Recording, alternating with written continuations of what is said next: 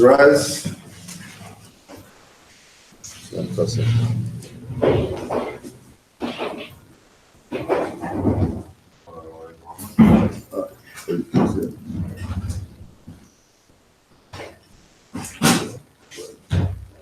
Father, left two on the right. Allah, the Father of the universe. Father of love. Truth. Peace. Freedom. And justice. Allah is my protector. My guide. And my salvation. By night. And by day. Through his holy prophet. Noble Dua. Islam.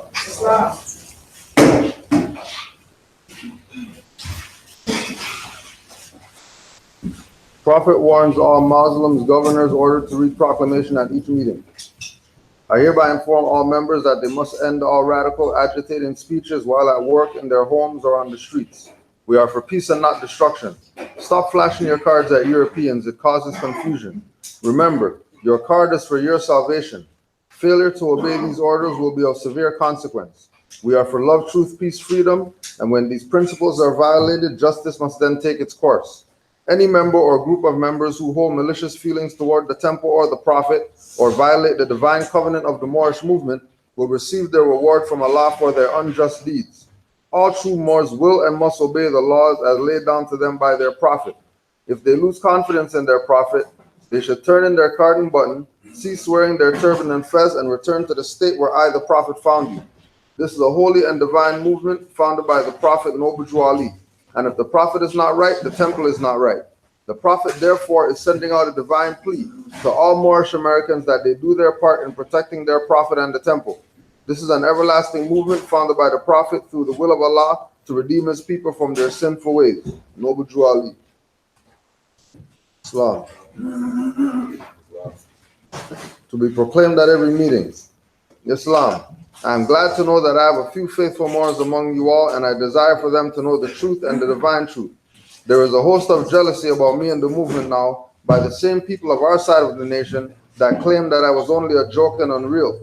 But now, since they have found out from the government officials and the nations of the earth that this is the only sole foundation that all Asiatics must depend upon for their earthly salvation as American citizens, they are working every scheme that they can to disqualify me, so they may take charge of the situation.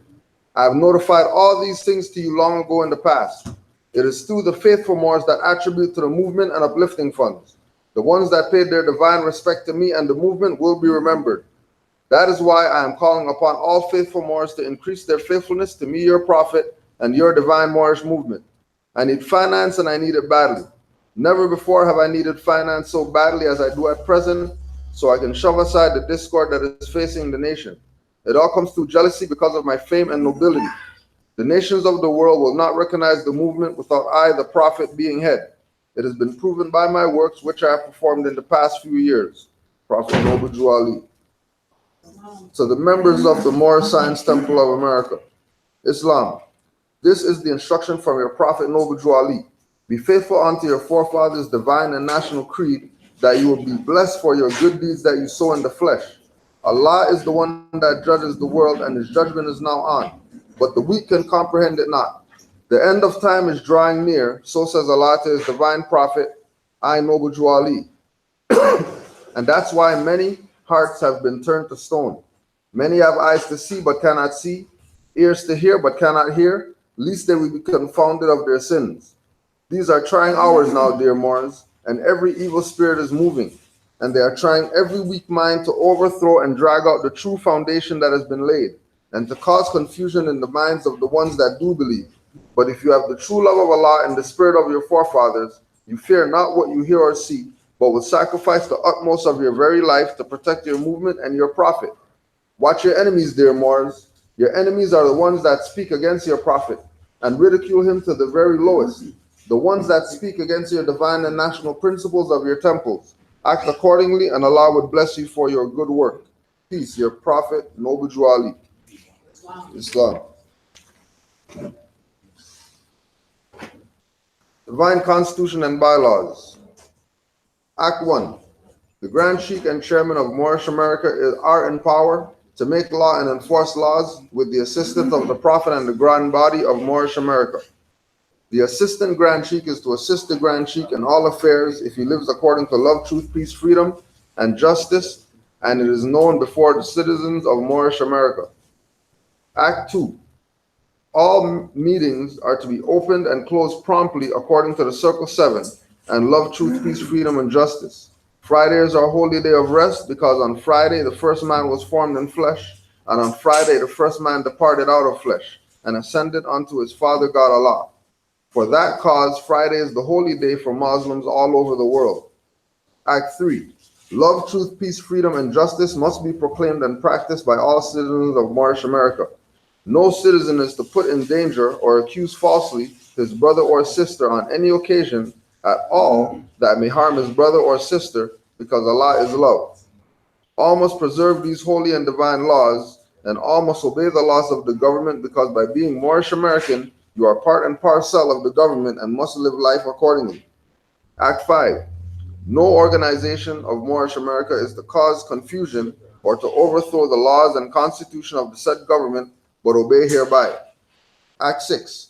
With us, all members must proclaim their nationality, and we are teaching our people their nationality and their divine creed, that they may know that they are part and parcel of this said government, and know that they are not Negroes, colored folks, black people, or Ethiopians, because these names were given to slaves by slaveholders in 1779 and lasted until 1865 during the time of slavery. But this is a new era of time now, and all men now must proclaim their free national name to be recognized by the government in which they live and the nations of the earth. This is the reason why Allah, the great God of the universe, ordained Noble Jew Ali the Prophet to redeem his people from their sinful ways. The Moorish Americans are the descendants of the ancient Moabites who inhabited the northwestern and southwestern shores of Africa. Act 7. All members must promptly attend their meetings and become part and parcel of the uplifting acts of Moorish America. Moorish Americans must pay their dues and keep in line with all necessities of Moorish America, and then you are entitled to the name of faithful. Husband, you must support your wife and children. Wife, you must obey your husband and take care of your children and look after the duties of your household. Sons and daughters must obey father and mother and be industrious and become a part of the uplifting of fallen humanity. All Moorish Americans must keep their hearts and minds pure with love and their bodies clean with water. This divine covenant is from the Holy Prophet, Noble Jew Ali, through the guidance of his Father God Allah. Islam. You got your session back there, Brother Yasin? All right. Temple do's and don'ts. Welcome to Canaanland Moorish chapter of MSTA. We have put together this little pamphlet for all who are interested in joining us with uplifting ourselves and fallen humanity. Each of us has a responsibility to our temple in order for us to grow and enable us to continue our activities. The following is a set of guidelines for anyone who would like to join Canaanland Moors. Dues. 1. Everyone must sign in for each class or event. Please print your application, provide phone and email contact info. As part of the MSTA family, we need to communicate with and look out for one another. 2. Guests may attend the first 5 classes at no charge. After this period, a donation of 10 notes per class is expected, or begin the process of being a member and paying dues, which are currently 25 notes per month. As told to us by our illustrious Prophet, it takes finance to uplift the nation. 3. Once you have become part of the temple, it is imperative that you pay your monthly dues each month. The dues are put towards rent, utilities, and all other expenses in relation to keeping your temple doors open. When one individual fails to make his or her monthly donation, the onus then falls on the shoulders of administration and other nationals that pay their dues. This is neither just nor divine. If you are unable to pay your dues, please speak with any of your administration and another form of payment will be arranged, but you must speak with someone in administration. Although we do not expect dues from the children, you are always welcome to make donations on their behalf. For the past several years, we have held some wonderful gatherings, which we intend to continue to do on an annual basis. All of these events take time, energy, and finance of our varied committees. Many thanks to those who are inexhaustible and diligent. Therefore, if you are inspired to donate more than the monthly expectation, please feel free to do so at any time. Some of our members have already been doing so, and we greatly appreciate their generosity. We all agree that the work we are doing is the foundation for the future of the young and unborn. No one will have any say in temple business until you have been an active dues-paying member for at least 9 months to 1 year, and completion of all the Back to Basics classes on Canaanland Moore's YouTube. 6. As a temple member, please obtain clearance for any temple business from administration. 7. Please understand that this is your temple. However, please do not see it as a means to overcome your present difficulties and leave. Ask not what your temple/nation can do for you. Ask what you can do for your temple/nation. Dues. Do study, study, study. And when you're done, study yourself. Do proclaim your nationality as the prophet told us to do. There is something very mystic about this. Once you have done it, doors begin to open. Do pay your dues. Do become involved.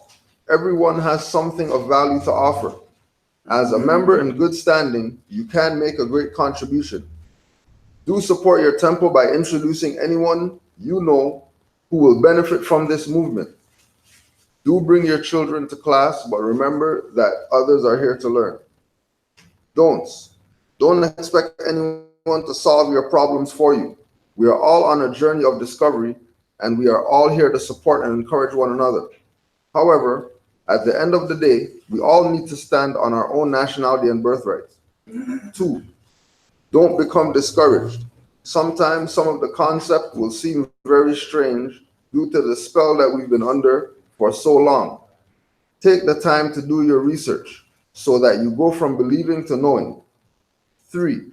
Don't create conflict. If you have a problem with anyone in the temple, try to work it out with them with the 5 principles of love, truth, peace, freedom, and justice. If you are not able to do this, speak with the administration. Oftentimes, all that is needed is a neutral party to help mediate. But first and foremost, look within and ask yourself honestly whether you are at least partially responsible for the issue. Try putting yourself in the other party's position. 4. Don't wait for someone else to do what needs to be done. If your child is being a disturbance to others in the class, don't expect others to do what you know needs to be done. Once you have become a member in good standing, this means you also have a voice. If you see where you can improve something, bring it to the attention of administration. If you have an idea that would benefit the temple, please do not afraid to bring it up. 5. Don't attend the temple to push your agenda. If you are a Christian, you would not use a Buddhist temple as a platform for your dogma. We know we are Moors and not Negro black colored. Please do not come to the temple to argue in the name of blackness or to look for recruits. 6. Don't assume anything. As the prophet said, every Moor is not your friend and every European is not your enemy. In fact, we have had a few Europeans who have been of great assistance to the temple and the nation. 7. Don't look back. By Mocha Elbe and MSTA trustees. Islam.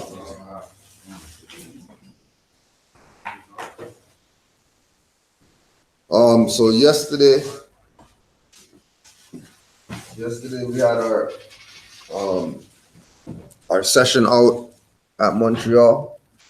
So for the people who were in attendance, I just wanna put it out there for you to talk on how yesterday was and the vibe and whatever else that comes to mind. We'll start with Mama Mocha since she's up front. So I just want to thank Omar for arranging this trip and everyone else that came on with the team. It was myself, Omar, Cujo, Rennie, and Kiba from Toronto Territory. And it was really, really wonderful, you know. We went down on the Thursday night so that on the Friday we could go to the Moroccan embassy. So we paid them a visit. Where I believe going to be going back to see them in 3 weeks, if I'm not mistaken. But the lecture itself was wonderful. We had some people that attended from Montreal territory as well as Ottawa. And I guess it's online because people have said they've seen it already, you know, that type of thing. So it was just well worth going down there. I think it's really important for us to do the traveling, you know, to the different territories and jurisdictions, because sorry, that's what Moors exactly. That's what Moors do. But on top of which, I think that people are looking for this knowledge. They're really looking for it, and it's one thing for them to go online and see the lectures, and that's great. You know, I'm so happy that it's available.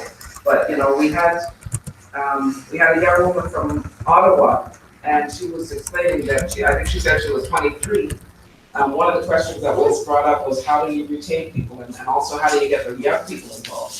You know, and I said to her, well, you're here now, you know, and the same way that you're learning, you can also bring the information to other young people. We understand that everybody doesn't read, for example, and those that do watch videos, I think that they have a certain pace that they're looking for in the videos. I don't know. So this is one of the things that this young woman addressed, and I thought, you know, it's valid. She's telling me what she's witnessing and experiencing. So I think the answer to something like that is be the change you want. You know what I mean? If you're going to get involved, and everyone who gets involved in our nation, in our temple, come because you want to be making a contribution. You know, that's the reason that you're coming in, not to come in and find out what you can get and then leave, because that's not Moorish philosophy. That's your Negro colored black stuff. So anyway, I had a wonderful time. I didn't have to navigate, didn't have to cook, didn't have to do nothing. All I had to do was relax, and it's very rejuvenating too. Yeah. It was a very rejuvenating trip, and I can't wait for the next one. Islam. Islam. See somebody's mouth's full over there, so you ready? Ready? Oh, you go, all right. It's love. Online. Was here in Hawaii. Trip out to Montreal, the second trip. It's a good experience. Well, great. I shouldn't say good. It was a great experience. Right? The vibration was high, as usual. Right? People down there, they're different. You know? They since they're trying to deal with their so-called sovereignty in Quebec, in that jurisdiction, they see us with our vests on. So the reactions over there versus over here in the territory, Toronto territory or Hamilton territory is completely different. Right?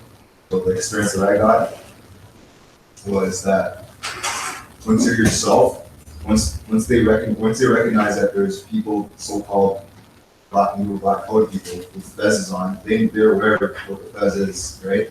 Because they'll look and they'll stop and they'll grin and they'll smile and do all sorts of different gestures, but they're not negative gestures. They're gestures telling us that they're aware of what's going on, and they're glad to see us treating ourselves and doing to ourselves, right? Yeah. We stopped off at a healing stone. It was this crystal place that sold a whole bunch of crystals and a whole bunch of different, spiritual stuff. The incense spot? Yeah. Incense spot there.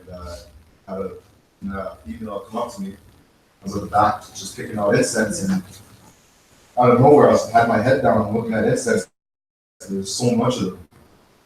You go crazy and you're looking at the different brands and the different, and I hold my head up. No, I didn't even hold my head up. Someone said, "Excuse me." So I thought it was, one of the people that were with us, my sister Moko, or, the sister that was with us, right? I look up, was another female that I've never seen in my life.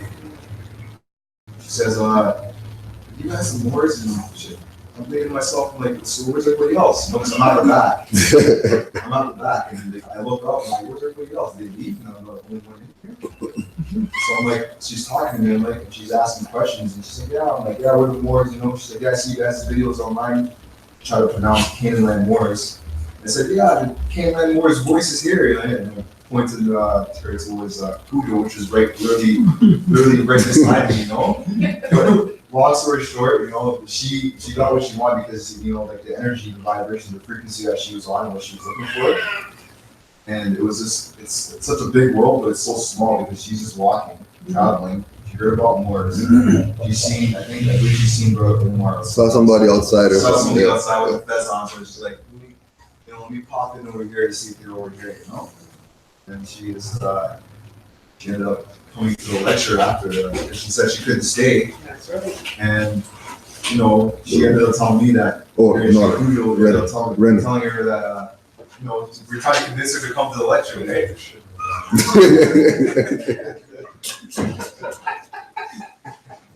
So, Still on the trip.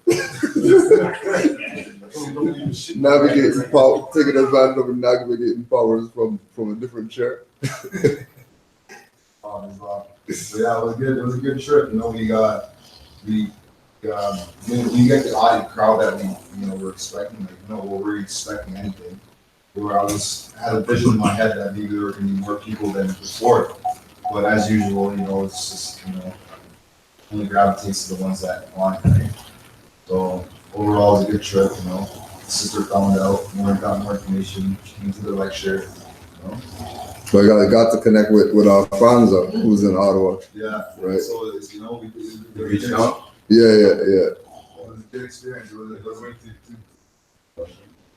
Vibration was, the energy was different. The frequency was just different. Because personally, for me, I was just a little shocked how I'm not shocked, but I was just caught off guard at how the female, she was just said she's been searching all this time, and I'm like, she's like, Canaanland Moors, and then Grand Sheets over. I'm like, yeah, this is the guy that does the voice. You know, she's like, oh my god, really? The guy that does the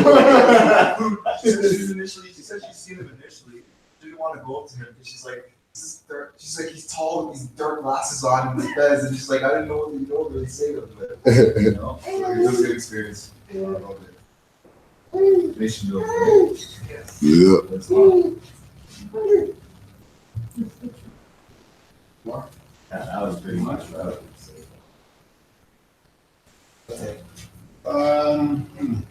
I mean, this has been something that I've been trying to initiate with us, which is trying to gather. And every time that I feel like we do, it always feels like there's something positive that comes out of it. No matter what it is, or no matter what the excuse is, as long as we are gathering as Moors, it always feels to be something worth it. So that to me was what I felt. And I always sort of feel like there's always this feeling of, not anxiety, not going to use anxiety, there's always a feeling of anticipation and this feeling that wherever we go, they want to get stuff done, which I applaud, but then sort of caution that with the fact that I think the one thing I would say about this movement, they talk about Qigong. They say that in Qigong, you have to at least be in there 10 years. That's the base. That's the basics of Qigong. You're 10 years in there. Another friend told me that to be a master of something, you got to put in 10,000 hours. I sort of feel like this is that kind of subject matter. So I would try and advise people to, see this as something that they need to incorporate in their life, not expecting to sort of jump in and have immediate response, immediate sort of reactions. But one of the things, and Cujo can speak to this, and Mocha can speak to this, we were doing some activity through the Moorish Family Services. And one of the things I think that we are very aware of is that in that Regency there, in the Montreal Regency at least, and hope for people to sort of start vibrating at a higher level and sort of trying to put their differences aside. And that is, I think, for the benefit of the nation. So that is some, and Cleveland, I can speak to this. There was a lot of work that we've been doing to sort of try and calm some of the turbulent waters out there. I think that was something that we were at. I think one of the benefits of going there, we were actually able to sort of spend a couple days in their life. So we could see exactly what was going on and be able to sort of, like your show says, to be able to succor with those and be able to sort of give them some sort of relief. So that's what I got out of it.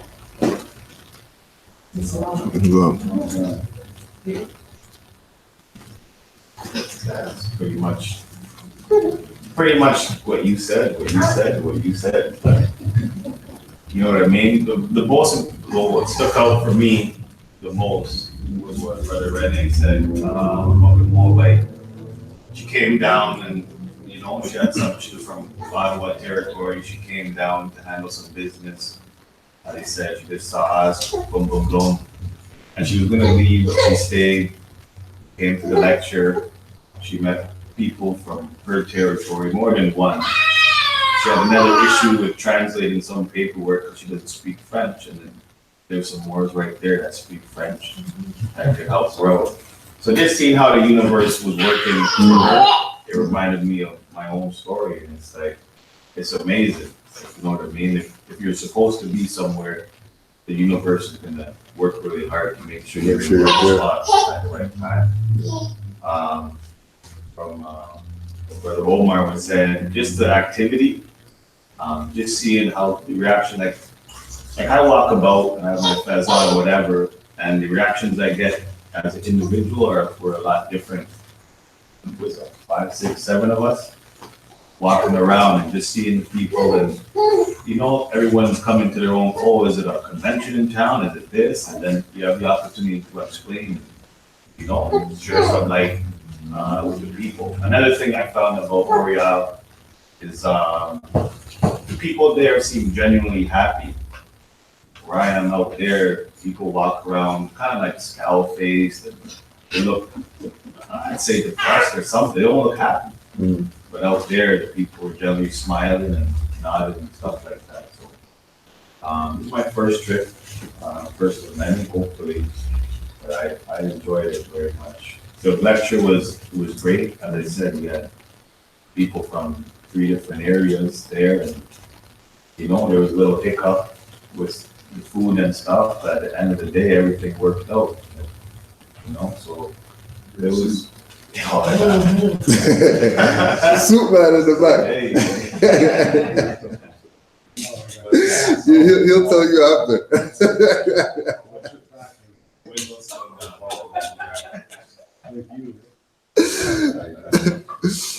Yeah, so pretty much just to comment back off what everybody said. Yeah, the whole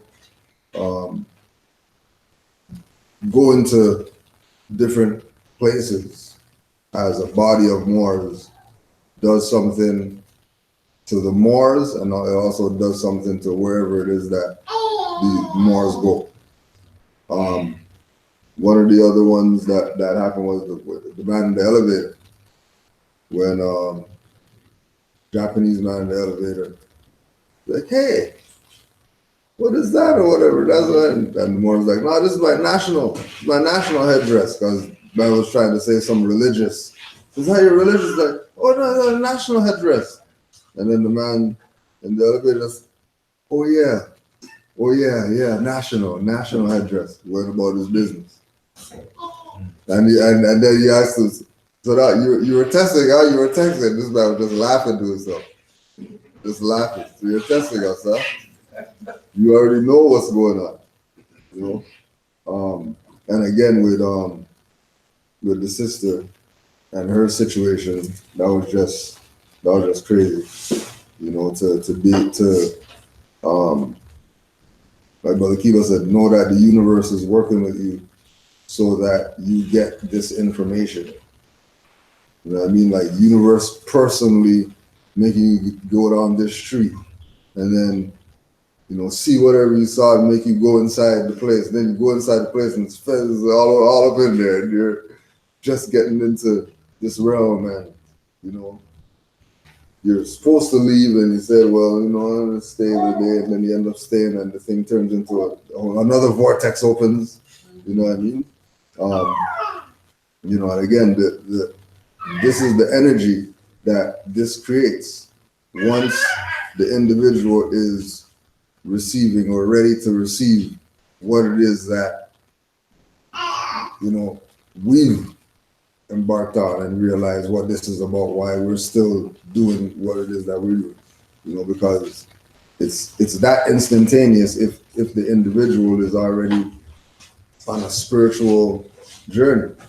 You know, it's going to be so much easier for them to embrace what this is rather than have to be fighting with it because from the historical perspective or the law perspective or whatever, you know. And of course, yeah, the lecture was good. Seeing again that, you know, the work that we're doing is not for the masses. You know, even Drew Ali saying there's only going to be a handful saved, fingers left over and all that. So don't be thinking some caravan of people are going to be involved in this. You know, either you're going to be the caravan or don't be looking for anything, you know.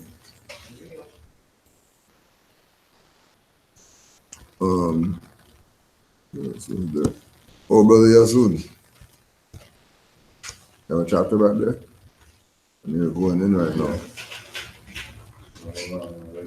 Realizing you're going. Oh yeah. I'm just checking it. I'll just check it on you. I'm just checking on you. You know, the stuff been doing it 10 years. I don't know how things to talk about.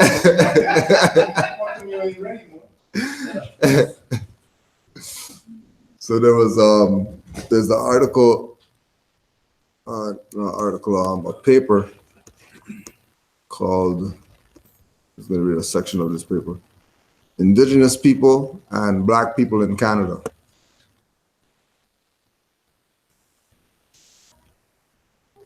By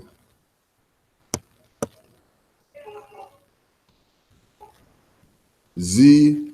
Amadehi, Z. Last name Amadehy, and B. Lawrence.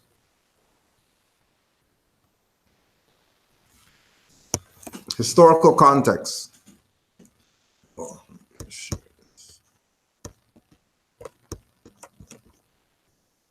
One sec.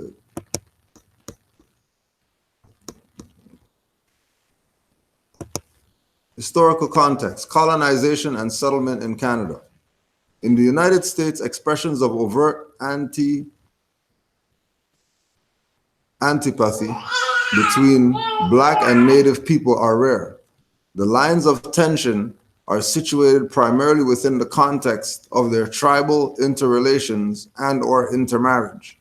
The existence of Black Indians and/or Black tribal citizens frequently ignored by Black people and fraught with tensions for Native people. First paragraph.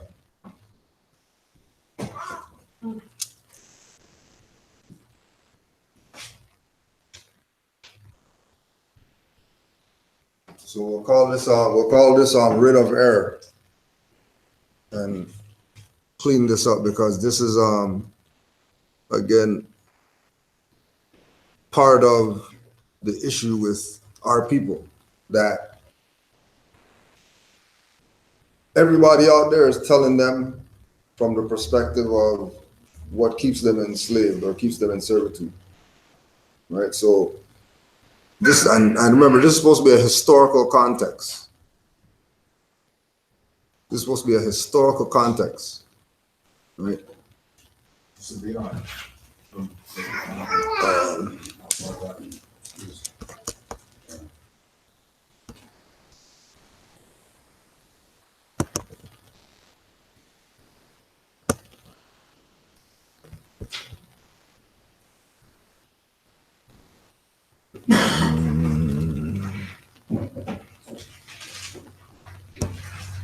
Yeah, actually, it's a chapter out of a book, but this is the sixth chapter, but it's not the full book. So I don't know. You could just check the name of the chapter is Indigenous Peoples and Black People in Canada.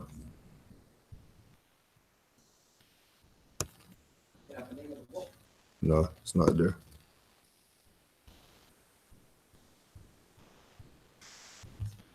Okay, it might be this breaching the colonial contract. Breaching the colonial contract. Anti-colonialism.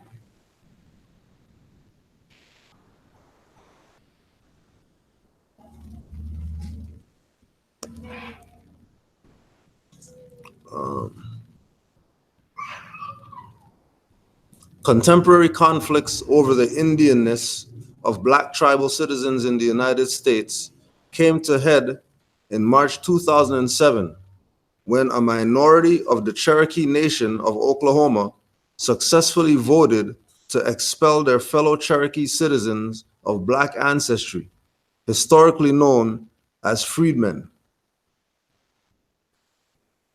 You got the law dictionary there?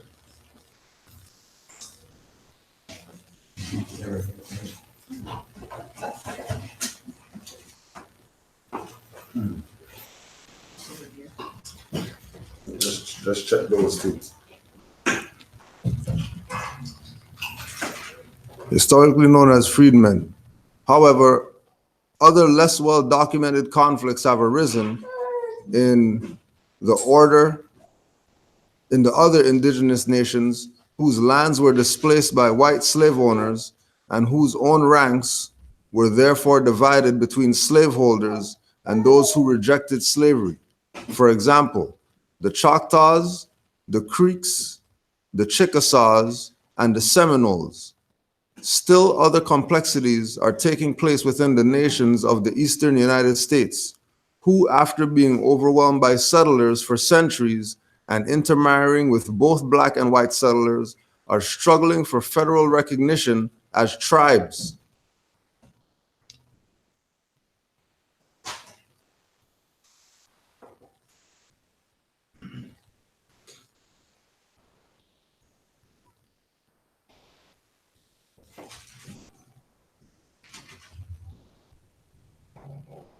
You got the freedmen? Yeah. All right. So both of them there? No, I'm looking at Black's Law Dictionary, revised 4th edition. I only have freedman. I don't have freedmen. All right, freedmen. Can you read it? Yes, please. In Roman law, one who was set free from a state of bondage. An emancipated slave. The word is used in the same sense in the United States, respecting Negroes who were formerly slaves. Fairfield versus Lawson. That's a citing of a case law. Is freeman in there too? Freeman is. All right. Yeah. Freeman.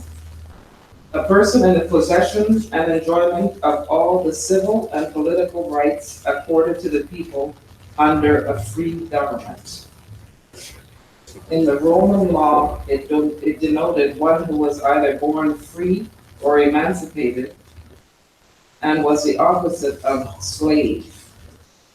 In feudal law, it designated an allodial proprietor as distinguished from a vassal or feudal tenant. In Old English law, the word described a freeholder or tenant by free services. One who was not of villein, V-I-L-L-E-I-N. In modern legal phraseology, it is the appellation of a member of a city or borough having the right of suffrage, or a member of any municipal corporation invested with full civic rights. That's free man.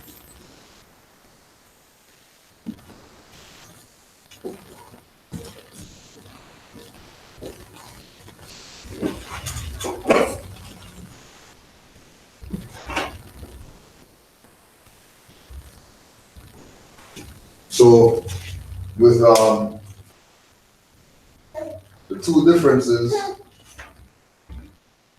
people usually take this and say that it's that as far as definition. When they say freedman, they're thinking this, not the emancipated slave perspective of freedman. Because they're talking like these people are free. There's no emancipation of any slaves or whatever. Like no slaves were emancipated like that. All the slaves' power was transferred to the next slave master. And the real freedmen were the free man. This was the actual perspective that should be looked at. Just like how they say today, we want a republic form of government under democracy. No, no, you don't. You can't even get that. Right?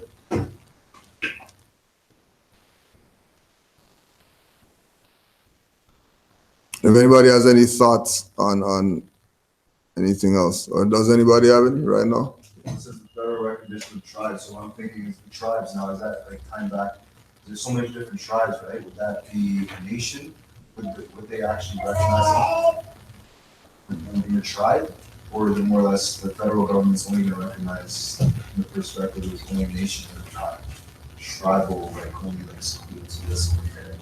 Right. Well, I think a lot of it is them and their interactions with whoever is going to do the treaty with us without going to the Sultan. Will federally recognize your tribe.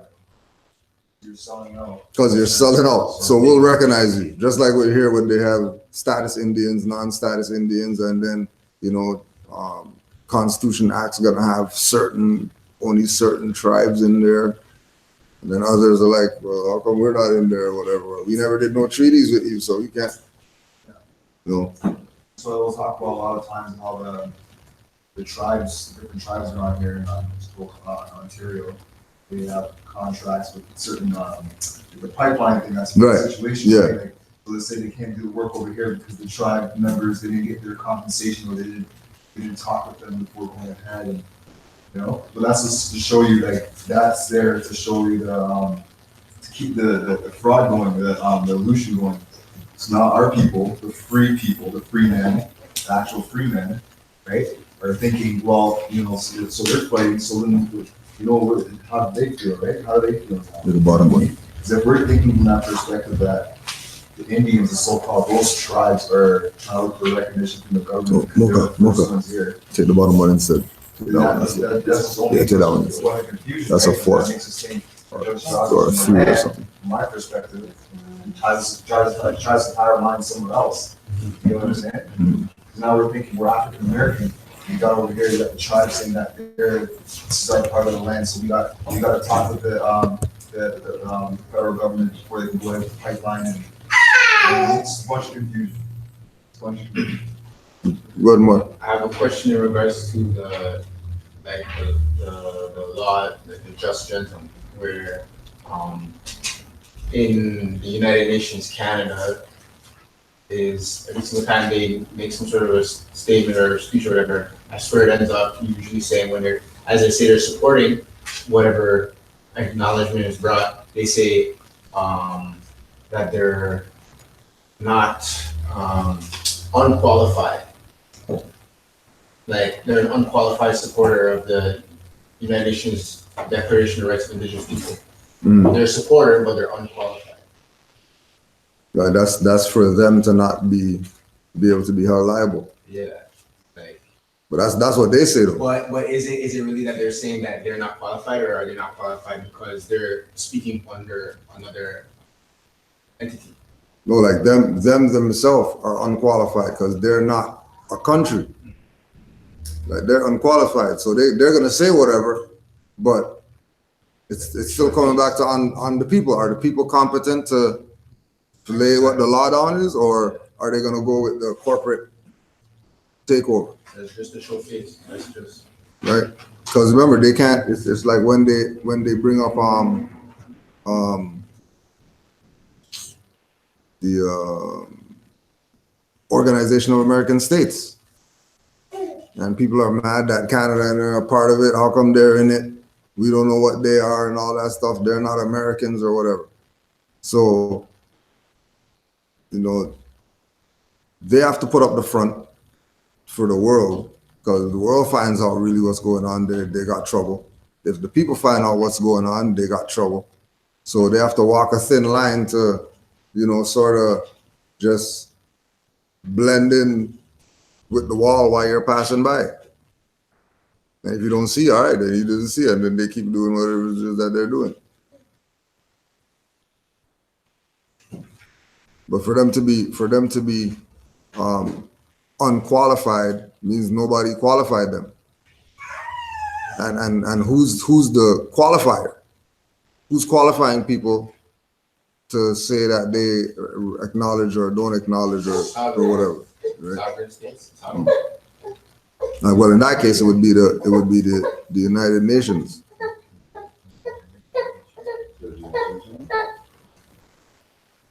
You had something? Oh, yeah, no, just both corporations, Canada and US, don't intend to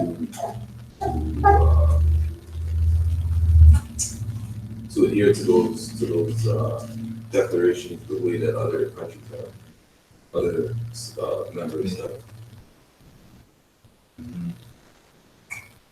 Well, actually, speaking on that, just to feedback off of that, the whole thing of not adhering to the United Nations rights and stuff. I just seen an article yesterday, I forgot to find to show it to you. They're saying that, well, immigration is saying that it's no longer safe now for people to seek asylum in the US. It's another urging so-called over here, corporate Canada to, you know what I mean? Start tech It's people. not safe and, you know what I mean? So now, you know what I mean? So that just goes to show you this is United Nations and them saying United Nations immigration is saying that it's not safe to be there. Right? Food for thought. I just think it's interesting too that in the law dictionary, because if you ended up, or if you started the conversation regarding tribes, right? Mm-hmm. There's no tribes in the dictionary, but there's tribal lands, Right. you know? So, we talk about tribal lands, the lands of Indian reservation, which are not occupied by individual Indians and are the unallotted or common lands of the nation. Okay? Yeah.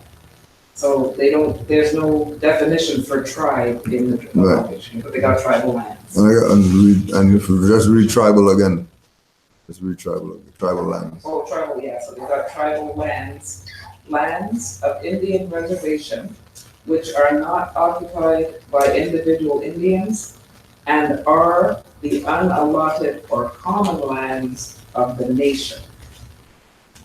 Okay? So we do that again.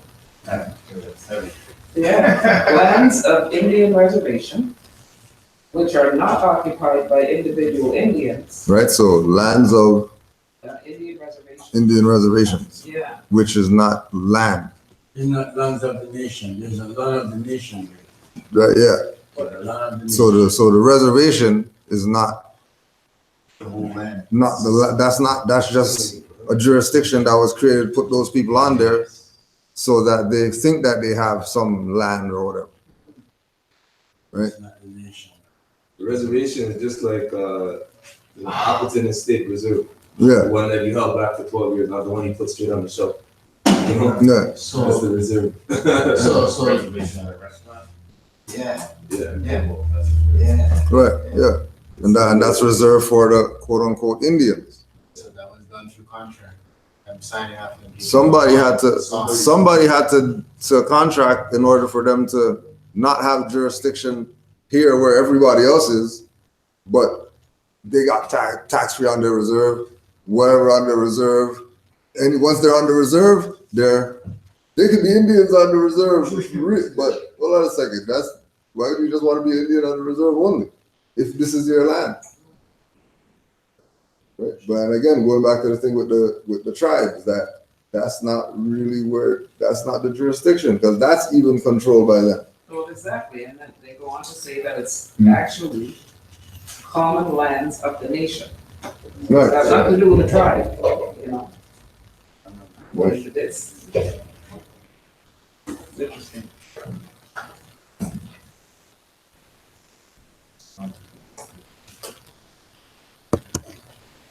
We're gonna watch the game tonight. Trust that. Yeah. 2-0 tonight. They're in the chat. Watch the game. Oh yeah, Morris might watch a game once in a while, especially when we're in the finals. Don't get it messed up. Don't get it messed up. That we're not gonna take advantage of this opportunity. So we're gonna take advantage. Yeah, you know, we're gonna take advantage a little bit. And the next thing you see after that is you see like Ray Allen, right? Ray Allen had those first bets. Yeah. Next thing you see all them come Yeah. together. Shaq's the guy taking a break. Taking a break. I'm not really a Mason, I'm a Moore. Shock everybody. I had to reveal it in Toronto. Shaq's getting that word. Indian reservation? Good question.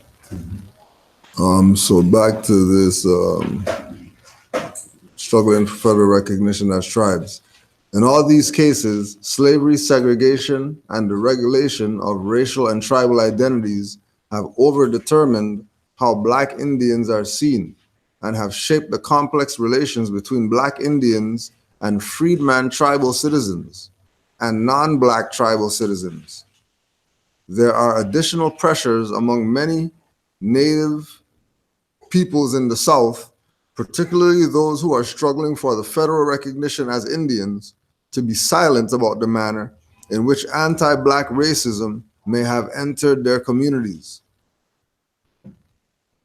So you guys have Native jurisdiction, and then the stigma of the Black or whatever is getting into the Native jurisdiction, having them looking at, we don't want Blacks in here. We want this just to be Indian, but can't be that because they're late. And they've been running the game for so long that they're the actual indigenous people or whatever like that. You know, Black people coming into their self and realizing that they're Cherokee and they're whatever like that. They start wearing feathers, going to the powwows and all this stuff. People are getting antsy, you know, like what the hell's going on here? Why are so many of them, you know what I mean, here or whatever?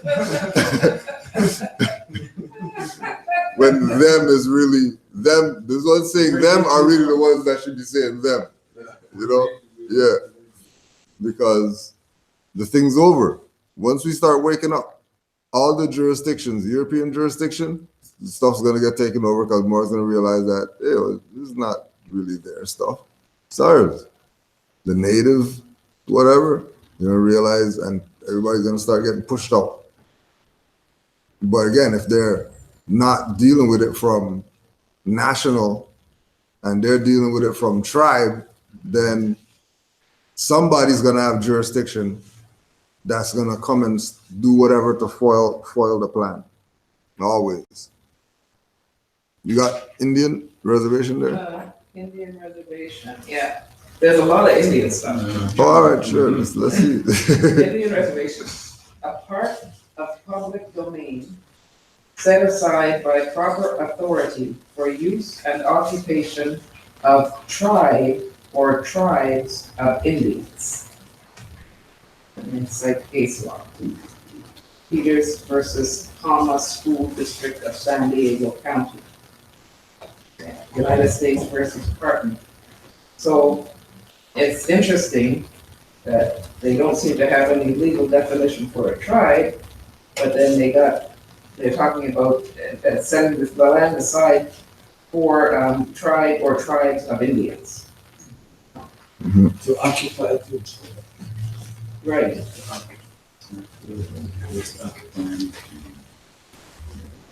Yeah, there's a lot of Indian stuff in Oh, you want to just read through some of the some of the Indian whatever is there? There's Indian country.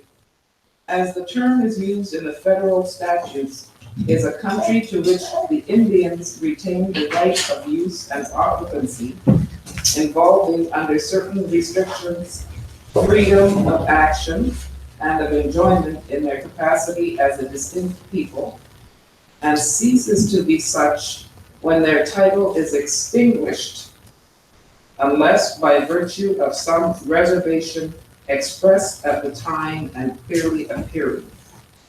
This term does not necessarily import territory owned and occupied by Indians, but it means all those portions of the United States designated by this name in the legislation of Congress. That's Indian country, That's Indian country. right? Yeah. So once they have jurisdiction, they'll make something, put you there.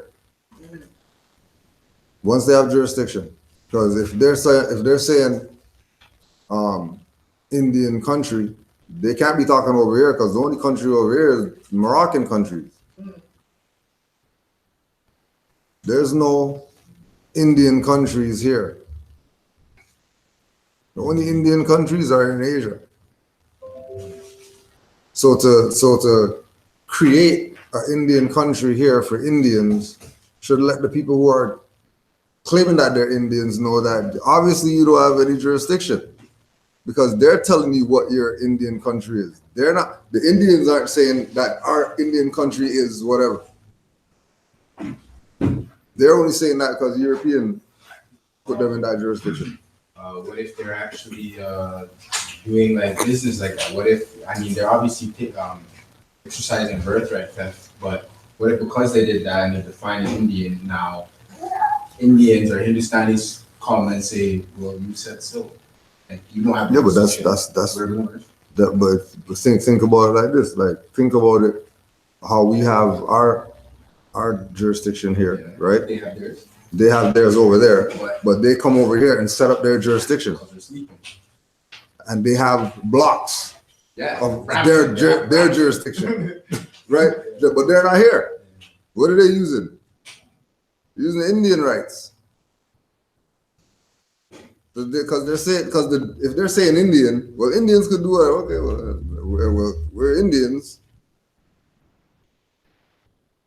And then on top of that, they're gonna have their little whatever breaks they get, just because they're coming here, and then our people are asleep. Similar to other nations. You know, like all these places, we're supposed to have this stuff locked down. When we talk about in the 80s, 90s, when houses were 100,000 or whatever like that. And then our people would play the game and buy one house. And then next family buys one house. The next family has to buy one house. 20 years, everybody's broke. All these other people are coming here, they got 50 people in one house. Yeah. Pay off that one, next. Pay off that one, next. And then end up having Brampton. That's And nobody knows how the hell these guys get Brampton, because they've been buying houses since before they were building houses out there. They were buying houses, but they already knew what the mode of operations is when you're going to, you know what I mean? Get in there early. Get in there early with as much people as you know who got finance and buy a lot. Because mortgage, so it's not that they gotta pay right now. They don't gotta pay right now. And then you got 15 people in the house, 10 of them doing Uber, 3 of them doing taxi or whatever, and then a couple others work at Tim Hortons or whatever like that. You think these people not gonna take over the place? that. They're focused on that too. That's all they're on. They're focused on the work, it's working and it's going home to their family. And that's it. Civic organization out there, civic. Eat rice for 10 years. So now I'm saying like I'm relating it to how the Pope is bending down to kiss the Moorish feet and the Madonna and everything, and like Robert Smith is saying, it's like an act of desperation for the same way that they're trying to like the Chinese, like it's kind of said that the Chinese is gonna control the currency or the price of silver. Manchurian. So it's like they're trying to put themselves in a position to be like cool with the other nation states while stealing the birthright of the American. Yeah, because they're asleep. So that's what's gonna go on. Like, that's just what it is. If you're asleep, you're gonna get your stuff. People are gonna be in your pockets. Like, don't fall asleep around certain people. They will go in your pockets. That's just what it is. You know what I mean? Just like first man fall asleep, so when you get the toothpaste on the face, lipstick, all of that. You don't fall asleep around people. Right?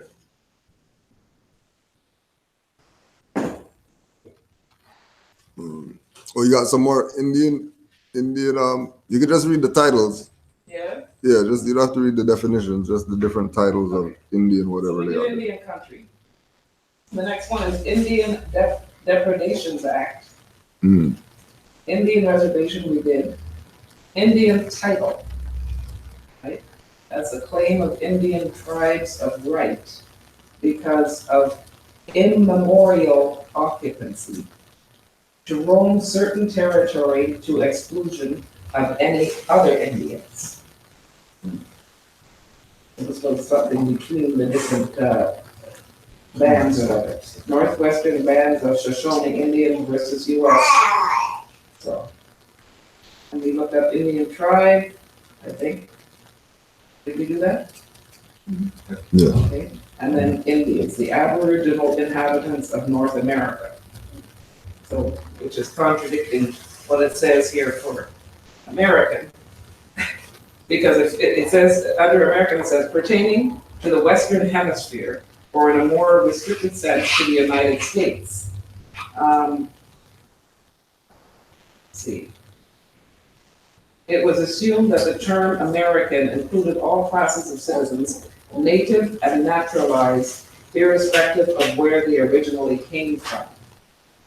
So on the one hand, they're saying that Americans are people that are, situated in the Western Hemisphere, and then over here they're saying that Indians are people in the United States, but they're not Americans.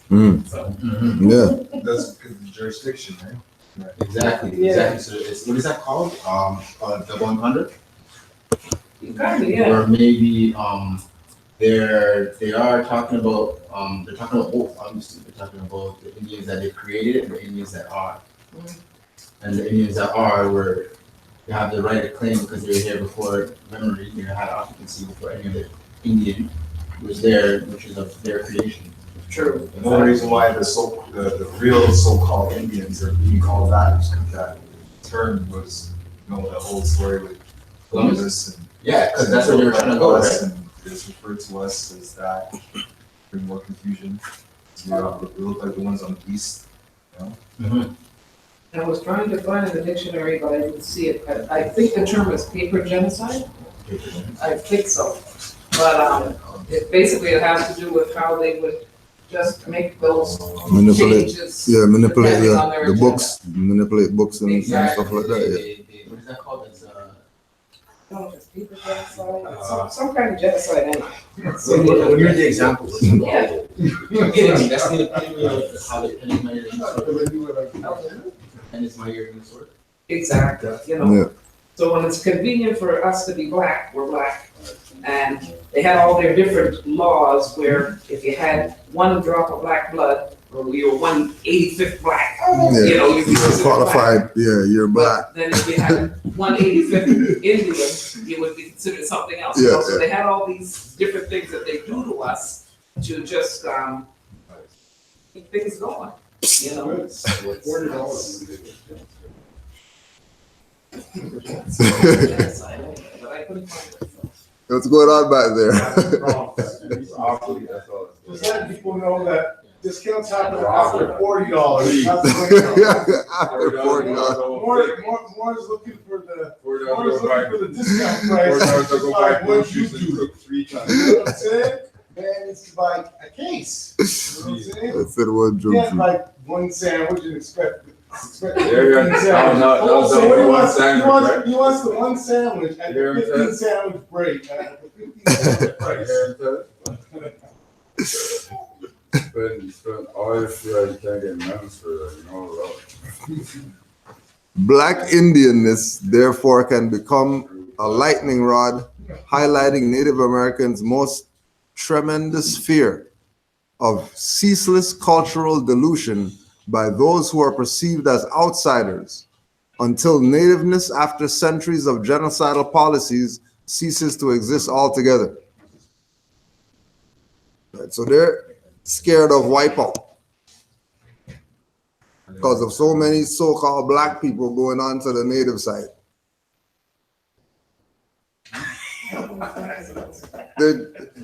People have tried everything else. They're trying, and them going there is a better jurisdiction to try to get some things done. But now they're going to be battling the Indians now. They thought the European was whatever. Wait till you battle these Indians for some tribal whatever and see what happens. These men who are going to lie down for their little pipeline and all that type of stuff. Right? Because then again, they're continuing to go the route of the dead statuses, the black, the Indian, the native, the whatever, which is getting them in worse stuff than they are now as Negro. Term native too is just everybody's native to where they're from. So like, you know, when I hear that word just being thrown around, I just have to correct even the natives themselves. 'Cause I know a couple natives say, yeah, I'm native. And what do you mean you're native? Native to where though? Like, you can't just say I'm native. You know what I'm saying? Orange is native.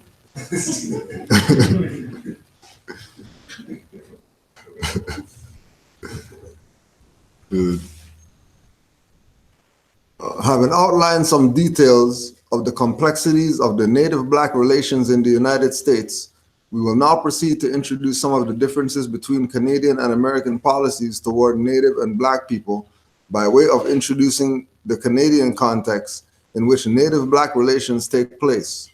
While slavery and regulation of indigenous identities have proceeded in the Canadian context, it has for the most part taken different forms with different implications. Historical policies toward indigenous peoples in Canada have varied throughout the colonization period, from 18th century policies of outright physical extermination on the East Coast toward the Mi'kmaq, coupled with wartime allegiances and fur trade partnerships further west with the Iroquois Confederacy and the Three Fires Confederacy, to 19th century treaty making and ultimately subordination in central and western Canada with the Cree and Blackfoot peoples, to the Terra Nullius. You can look that one up. Terra Nullius. Should be in the Black's Law. Terra. Yeah. Terranullius. To the Terra Nullius policies toward West Coast Native people in the 19th and early 20th century, to modern and ongoing resource rape and dispossession in the North toward the Inuit.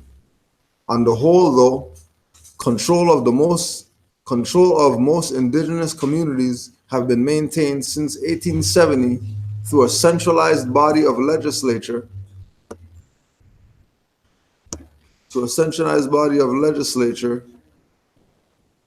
Hold it.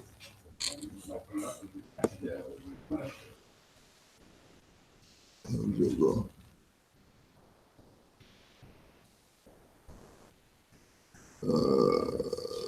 Since what the hell? since the 1870s to a centralized body of legislation known as the Indian Act, which controls Indian identity and entitlement to land, as well as most other aspects of existence for those recognized Indians who come under its policies.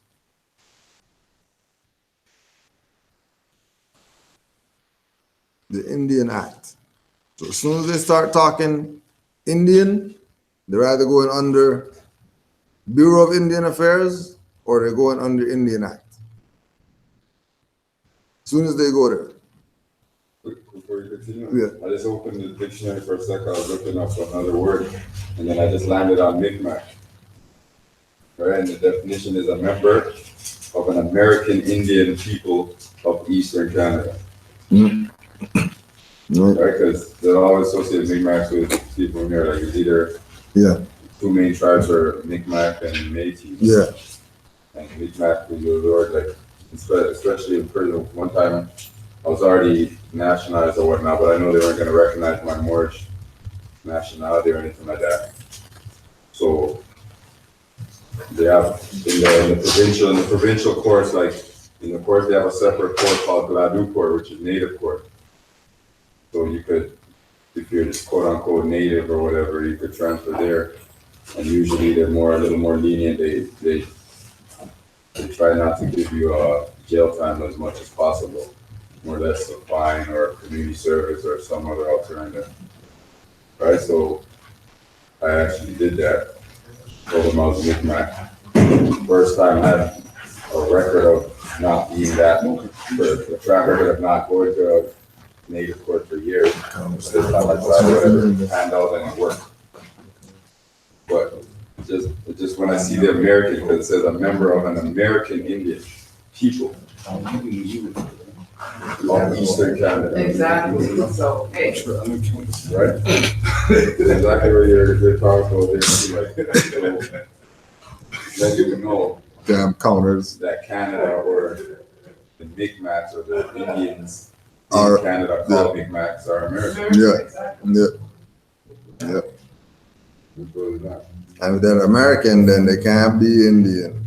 Because the Americans are the Aboriginal indigenous who were in this land before Europeans came in.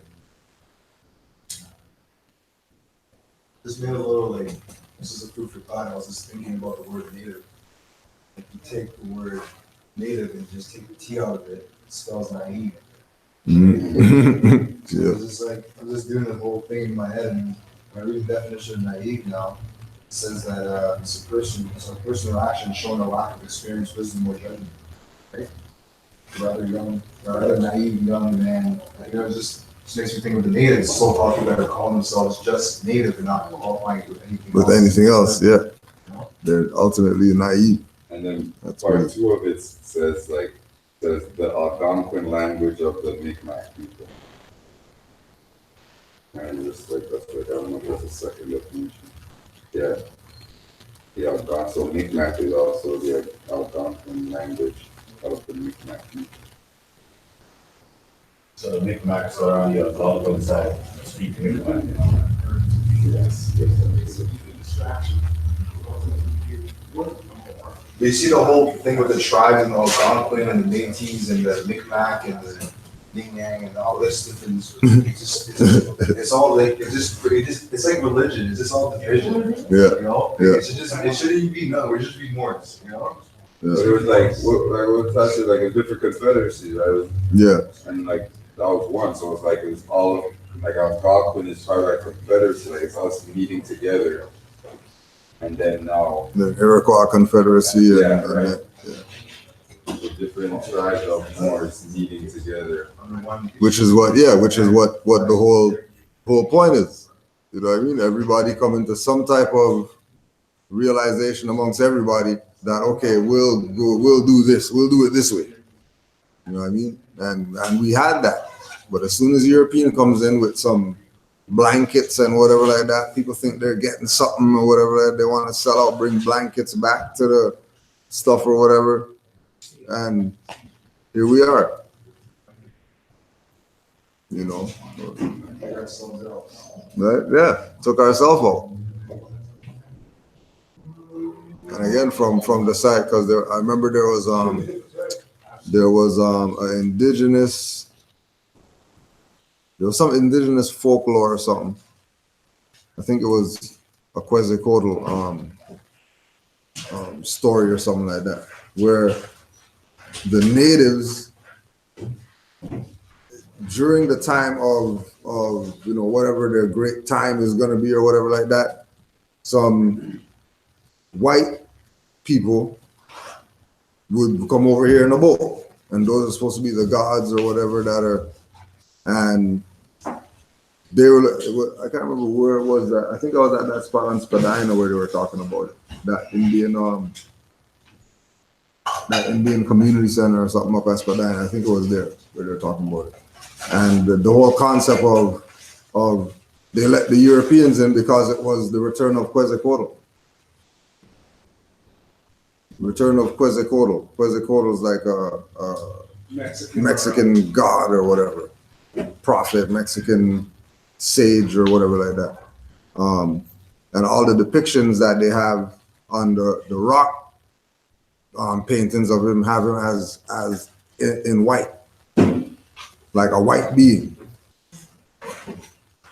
You know? Yeah.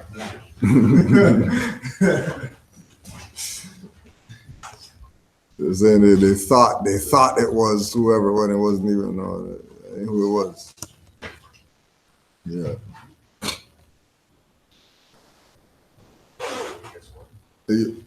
Yeah. I want it. Yeah.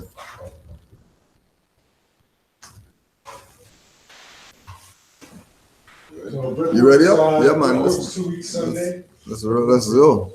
Quran time. No, unless you're finished, like close out. Oh yeah, no, this was cover up in case we didn't get through the whole in case we got through the whole Quran. This was just extra.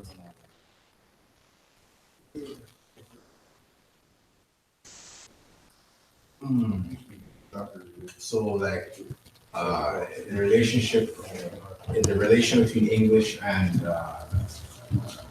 Arabic, like I recently seen that English they say has 600,000 words, and then Arabic has 12 million. Yeah, I know. But I don't speak Arabic, so I don't even know. Assalamu alaikum. I know that. Alaikum salam. Just watch some version go to learn. Variation, I guess. What Turkish is like it feels like a variation of Arabic. Yeah, I think Pretty much the same. one time I was watching this video, and so the video, I don't know, he was just breaking down things. Like I said, he's a computer guy, but then he started breaking down the language, and then there was like symbols, and I think what it showed was like based on the way the Arabic was written, you can put it next to like somebody facing sideways, and then put the characters in their esophagus like against it, and it shows like that's what certain parts of the tongue does, and like what you know what I mean. Why those are the symbols is because what the body's doing to express the words and the sound of the vibration. Yeah, the vibration, because it's about the vibration, right? Because I'm thinking, okay, well, language is the articulate expression of vernacular sounds to convey thought, right? So it's all about communicating thought. Mm-hmm. So the communication of thought in that language, given that it has 12 million words, is going to evoke a lot more thought and directly, like through the vibration, right? Through the vibration, through the speech, it's more true to communicate the thought. The thought is divine, right? Isn't it? Mm-hmm. So how do you get that? So, you know, like that's what I was thinking between the intention, because, you know, when we're speaking English, like there's an intention, like really that's what it is. Like, maybe people talk, say what they're not saying, like trying to get the full intent and the meaning. So I was just thinking like how important it really is then to speak correctly, to have correct speech. Yeah. It's Islam, for sure. So we got the more science something, right? So we got the more science something, right? Mm-hmm. It's not correcting our literature, our way of thinking, you know? your thought vibrations, you're thinking some messed up thoughts, even through that already too, right? That's why we got this, to let us know, doing ETs, how we're all connected, to control our thoughts. You're not getting this in church. Well, you're not getting that. We can vibrate in harmony, so we can amplify our vibration. As a matter of fact, I was watching a video on this pastor, this famous pastor, Ken Cole. I don't know if you guys heard of that name. Ken Cole. He's just, they caught him off guard. He was going into his private SUV to go to into his private jet. And just telling him, there's this, the newspaper, I forget the name, Inside Edition or something like that.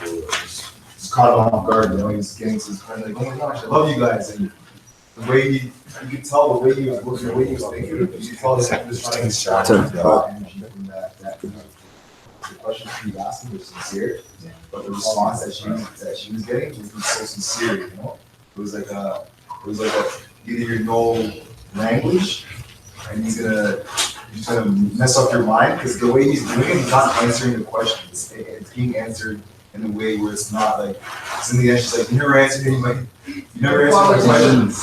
Yeah. Yeah, like you're not supposed to answer questions. But he did it in a way where they did it in a way where he knows, because remember, these preachers and reverends and rabbis, they study this stuff, vibration and energy and stuff. They study this stuff all day, so at the end of it, the way he was articulating himself, you can tell he wasn't sincere, and it wasn't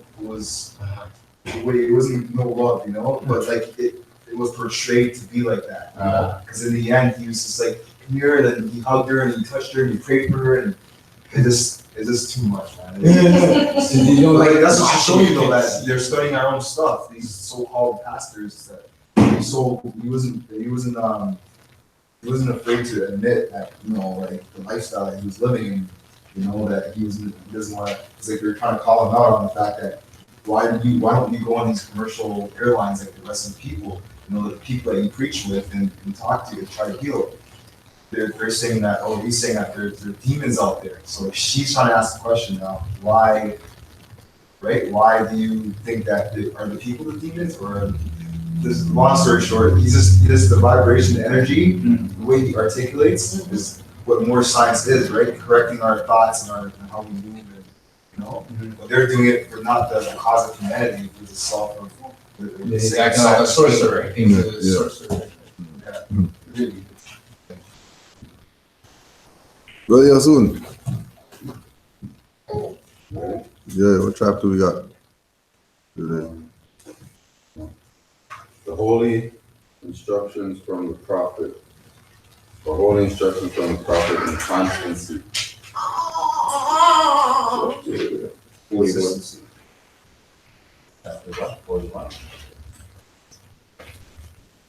Islam, yes or no?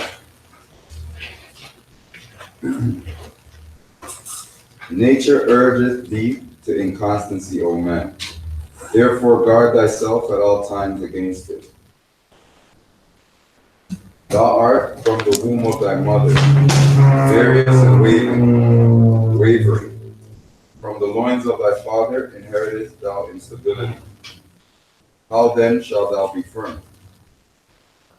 Those who gave thee a body furnished it with weakness, but he who gave thee a soul armed thee with resolution.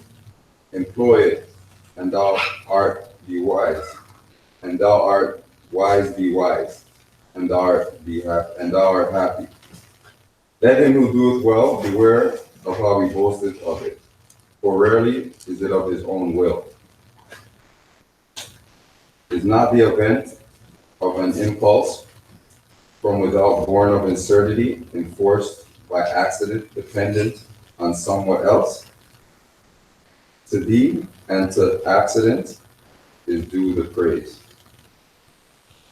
Beware of irresolution in the intent of thy actions. Beware of instability in the execution. So shalt thou triumph over two great failings of thy nature. What reproacheth reason more than to act contrarieties? What can surpass the tendencies of these, but firmness of mind? The inconstant feeleth that he changeth, but he knoweth not why. He seeth that he escapeth from himself, but he perceiveth not how. Be thou incapable of change in that which is right, and men will rely upon thee. Establish unto thyself principles of action, and see that thou ever act according to them. So shall thy passions have no rule over thee, so shall thy constancy ensure unto thee the good thou possessest, and drive from thy door misfortune. Anxiety and disappointment shall be strangers to thy gates. Suspect not evil in anyone until thou seest it. When thou seest, forget it not. Whoso hath been an enemy cannot be a friend, for man mendeth not his faults. How should his actions be right who hath no rule of his life? Nothing can be just which proceedeth not from reason. The inconstant hath no peace in his soul, neither can be at ease whom he concerneth himself with. His life is unequal, his motions are irregular, his soul changes with the weather. Today he loveth thee, tomorrow thou art detested by him. And why? Himself knoweth not wherefore he now hateth. Today he is the tyrant, tomorrow thy servant is less humble. And why? He who is arrogant without power will be servile while there is no subjection. Today he is profuse, tomorrow he grudgeth unto his mouth that which it should eat. Thus it is with him to knoweth not moderation. Who shall say to the chameleon, he is black, on the moment after the verdure of the grass overspreadeth him? Who shall say of the inconstant, he is joyful, when his next breath shall be spent in sighing? What is the life of such a man but the phantom of a dream? In the morning he rises happy, at noon he is on the rock. This hour he is a god, next below a worm. One moment he laugheth, the next he weepeth. He now willeth, in an instant he willeth not, and in another he knoweth not whether he willeth or not. Yet neither ease nor pain have fixed themselves on him. Neither is he waxed greater or become less. Neither hath he had cause for laughter or reason for his sorrow. Therefore shall none of them abide with him.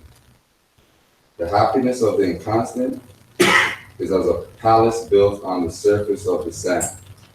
The blowing of the wind carrieth away its foundation. What wonder then that it falleth? For what exalted form is this, that hitherward directs its uninterrupted course, whose foot is on earth, whose head is above the clouds? On his brow sitteth majesty, steadiness is his port, and in his heart reigneth tranquility.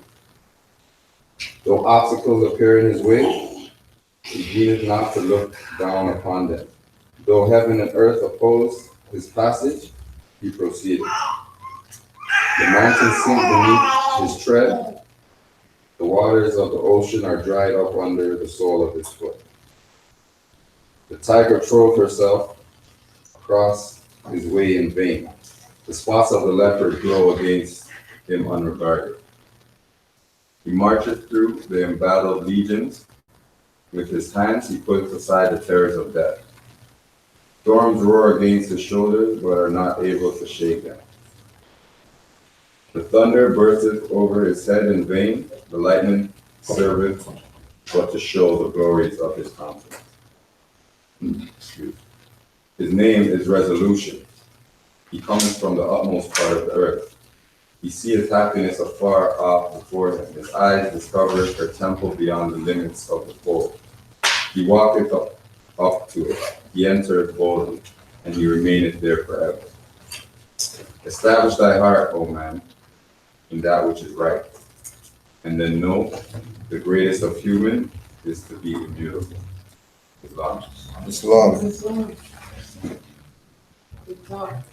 Yeah, that was a good one. Yeah. Oh, yeah. Any thoughts? Now, before we get into the thoughts, sometimes we read stuff and because it's associated with another word, we might try to guess and figure out what it means because of the association that the words in front of it or behind it or the whole sentence. So we might kind of have an idea of the definition, but not really know the meaning of the word or definition. So I don't know. There's a few words in here that might be we might not use on a regular basis, or some words that wasn't familiar with as well. One of the first one would probably be, or if there's any words in there that anybody else doesn't know, we can look up the definition so we can know exactly what we're reading. So I know what kind of contrary means, but it's contrarieties. More a few extra letters added on. So I should look it up. Does we know what contrary means? Yeah, I was gonna go to Trary, but. Contrary doesn't have it. We might go on the page, but that's what I was doing actually. That's 271. Yeah, opposite of. Yeah, kind of. Yeah, opposite of exactly. First definition is exactly first where it says opposite, adverse. There's a fact or condition incompatible with another. This is opposite used with and then two it says one of a pair of opposites. It says a proposition so related to another that though both may be false, they cannot both be true. So it's like in a statement, you probably say contrary to the facts. Yeah, Right? yeah. This is a Chambers Etymological English Dictionary. It was published in 1967. For contrary, it's adjective, contrary, opposite, contradictory, perverse, noun. Thing that is contrary or of opposite qualities. Contrariety, opposition, inconsistency. Adjective, contrarily, contrariness. Yeah, so contrariety is like, And then contrast. contrariety is a quality or state of being contrary. Something contrary. Alright, So it's contrary. when we get to that part, that it says what? Because in verse 7, it says, what reproacheth reason more than the act of contrariety. So everybody knows what reproach is? Yeah, well, isn't that a reapproach? Reproach? Isn't that like? It means, because it was a term that was used in the Bible a lot too, right? It kind of means correction, kind of, or like, reprimand, like, you know, let me just look it up. 10:57. Like more, it more sounds like to reprove, you know? Improve. Yeah, it's me. They use both of the same words in the Bible. They say reprove and reproach. Yeah. And it I kind think of reproach would be the positive. Reproach would be the negative. yeah, because reproach is kind of like somewhat It's a change of words. ridicule as well, or not really ridicule, but You say the prophet says for the but it's for correction. So sometimes it's good depending on how you do it. That's it.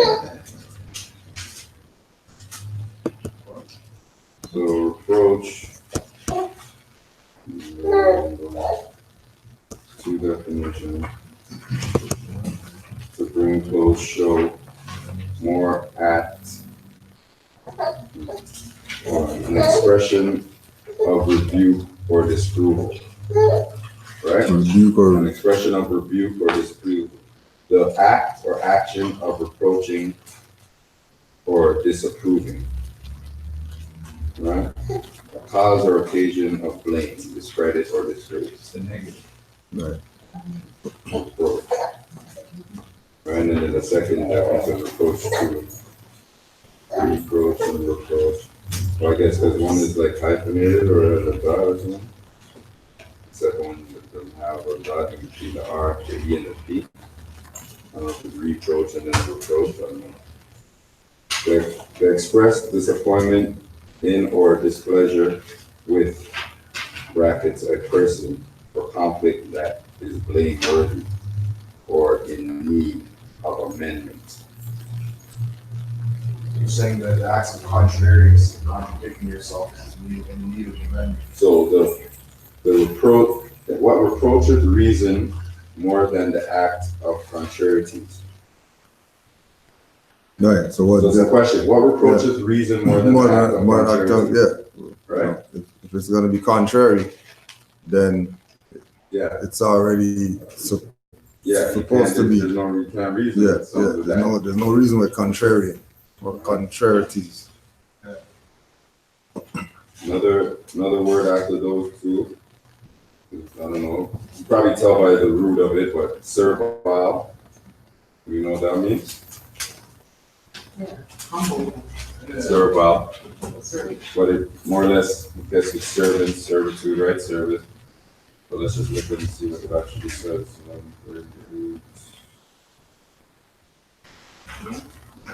Today he is the tyrant. Tomorrow thy servant is humble. And why? He who is arrogant without power will be servile where there is no subjection. So like that last line, what I got from was like, you're gonna have to be subordinate, or you're gonna have to be servant or slave to things that you're not even like, no one's even subjecting you to it, but you're still gonna be a slave to it regardless, right? You feel like that has to be it, that, you know? That has to be what it has to be done. But that's the pinnacle of arrogance. Yeah. Thinking that only your way is the way that it's supposed to be. Yeah, I was just thinking about that verse 17. 17. Yeah, exactly. It was just reminded me like that's the essence of the Negro mentality. For real.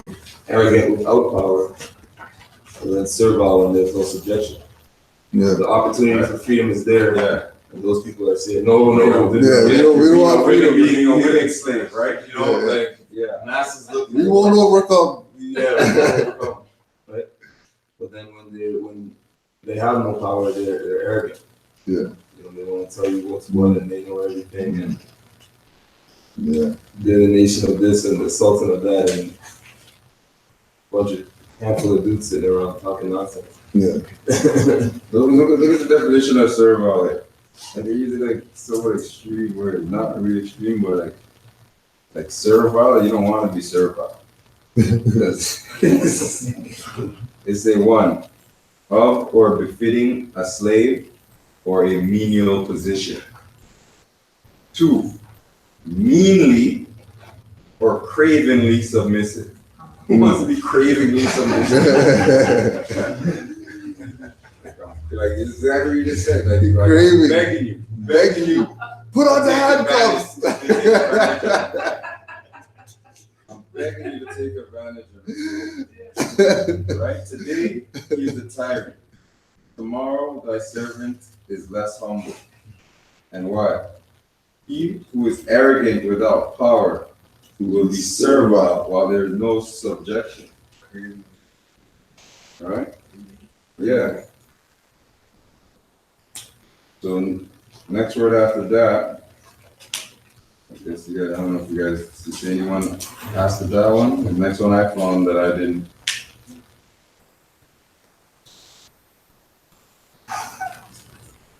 Profuse is another word, but I use it in certain contexts, but I didn't look it up. Anybody kind of have a basic definition of profuse? Because today he's profuse, tomorrow he grudgeth unto his mouth that which it should eat. Profuse means a lot, so maybe. Yeah, that's something what like it that. is. Yeah. Usually use it I usually use it in contests when I'm sweating. Oh, yeah, slightly So profuse, Yeah, yeah. slightly profusely. Right. Yeah, Huh? Abundance, right? abundance, yeah. So in the statement, it means today he is, right? So today he is profuse. Tomorrow he grudgeth unto his mouth that which it should eat. Yeah, So today yeah. is well fed. Tomorrow he's eating good until the next day he's looking at rice grains like, Well, well, he's not looking for something to eat tomorrow. He's not satisfied. Like he has something to eat, but he's mad that he has to eat that same thing. Tomorrow he grudgeth unto his mouth that which it should eat. Yeah, so I think it means like first he's talking like fruitfully, and then the next day he's ungrateful. Yeah, he's ungrateful. Talking, yeah, he should be eating his own words. Ungrateful, yeah. He has food to eat, but he wants something else. Yeah. So after that, and then that's why it says, right? So profuse is thing, and then it uses the other word, moderation, right? yeah, It says, thus it is with him to knoweth not moderation. Next word I don't really know. I look it up. Tell me if I'm pronouncing it right. verdure, Yep. yep, verdure, Verdure or verdure. verdure, Oh, the greens. Three, yeah, I looked it up. It said. verdure of the grass. Yeah, obviously, Yes. obviously it means greenness. Yeah. The verdure of the grass. Well, no, it could have been something else too. The luster, it could have been anything. Yeah. It could have been, I don't know. Verdure, The, greenness. I wouldn't even begin to get. So verdure. Who shall say of the chameleon, he is black when the moment after the verdure of the grass overspreadeth him? Oh, so okay, is that right. So who is to say? Because the chameleon is changes according Changes to according to, the greenness of the grass covered him, and you're still trying to say it's Trying to black. say it's black, Obviously, yeah. it camouflages itself Yeah. and it looks Yeah. green now. Yeah. You know? Yeah. And you're still saying he's black. Right? When we gotta deal with the what is the it? photosynthesis. Yeah? What does that say again? But for the definition? No, Well, who shall say the chameleon? Who shall say of the chameleon, he is black when the moment after the verdure of the grass overspreadeth him? My interpretation, I think it's first. My interpretation is but anyways, whatever it is that's without like the negative, but I don't know, for lack of a better or something saying you're right now. Once hit the masses, I guess, come to the realization and they're like solemn about it. Who's gonna be telling them, oh, like, you're black. That's what I think. You know what I mean? And I think that it's not to say that for us to do that, you know what I mean? It's just like, well, like, yeah, like, who you say it's like, that was a sarcastic response. Who's gonna say that then? Like, this is supposed to be your family, so. It's like what we the say. uplift, you can't, they're great. Like we as more like we're not trying to prove to anybody anything. Like we know, so you prove us wrong. Like we're not trying to prove you nothing, so you prove us wrong. Prove to me that I'm black, because I know I am. I don't have to prove to you I'm not. Proof I'm black. Prove it.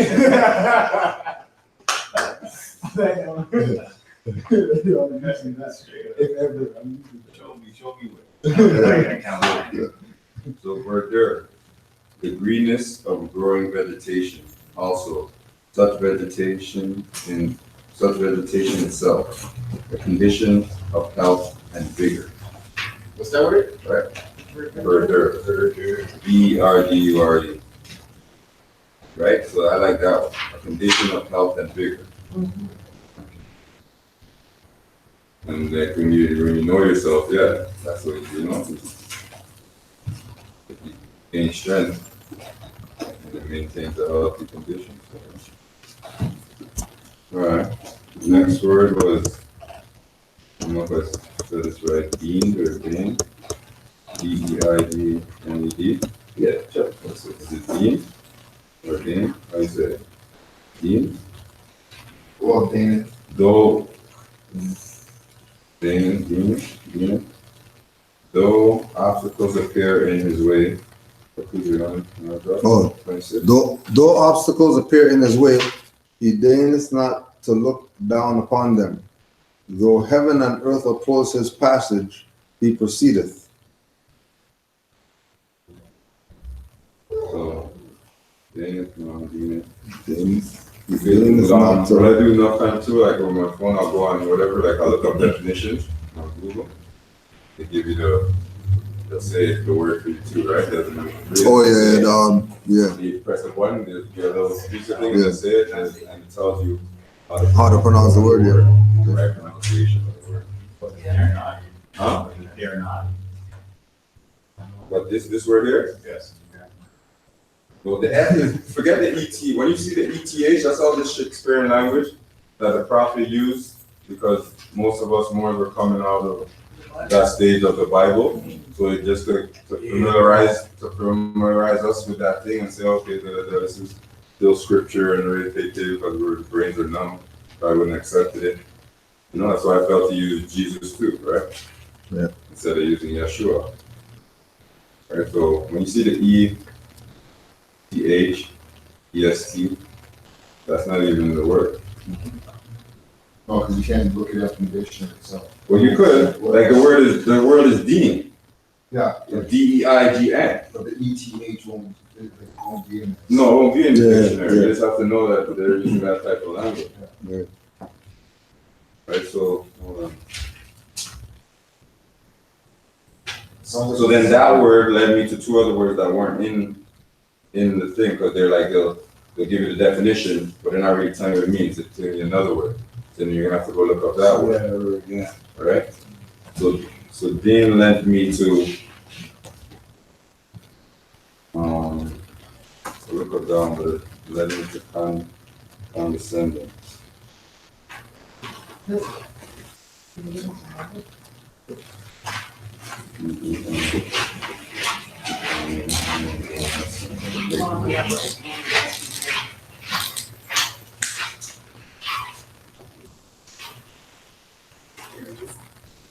The word D-E-I-G-N.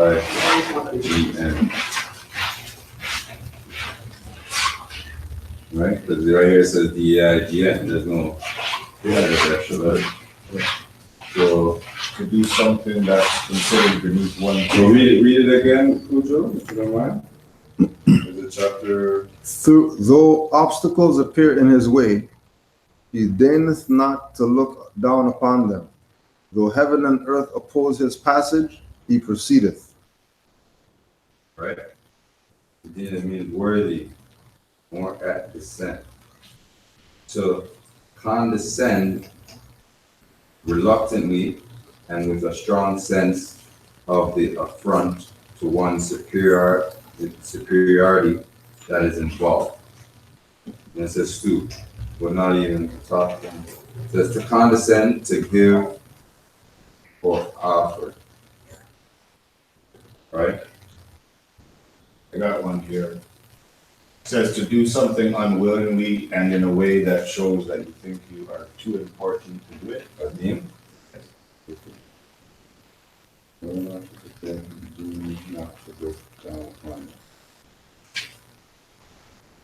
So read that one again, please. To do something unwillingly and in a way that shows that you think you are too important to do it. Yeah, so though obstacles stand in the way, he's not looking at the obstacles like Not Like, consider me- yeah, It yeah, doesn't mean yeah. anything, it's just a challenge, not it's not an obstacle. It's just It's an opportunity. it's an opportunity. Okay. Right, because then it says, from this one where it says,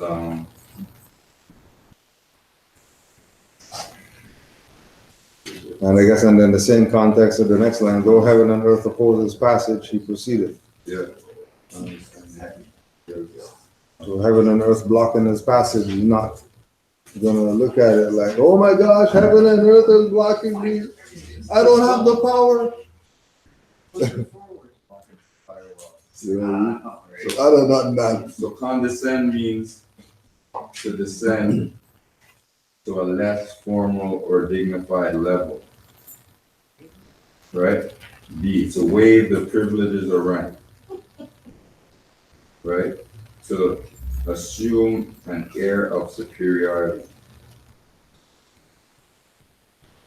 Condescending, showing or characterized by condescension.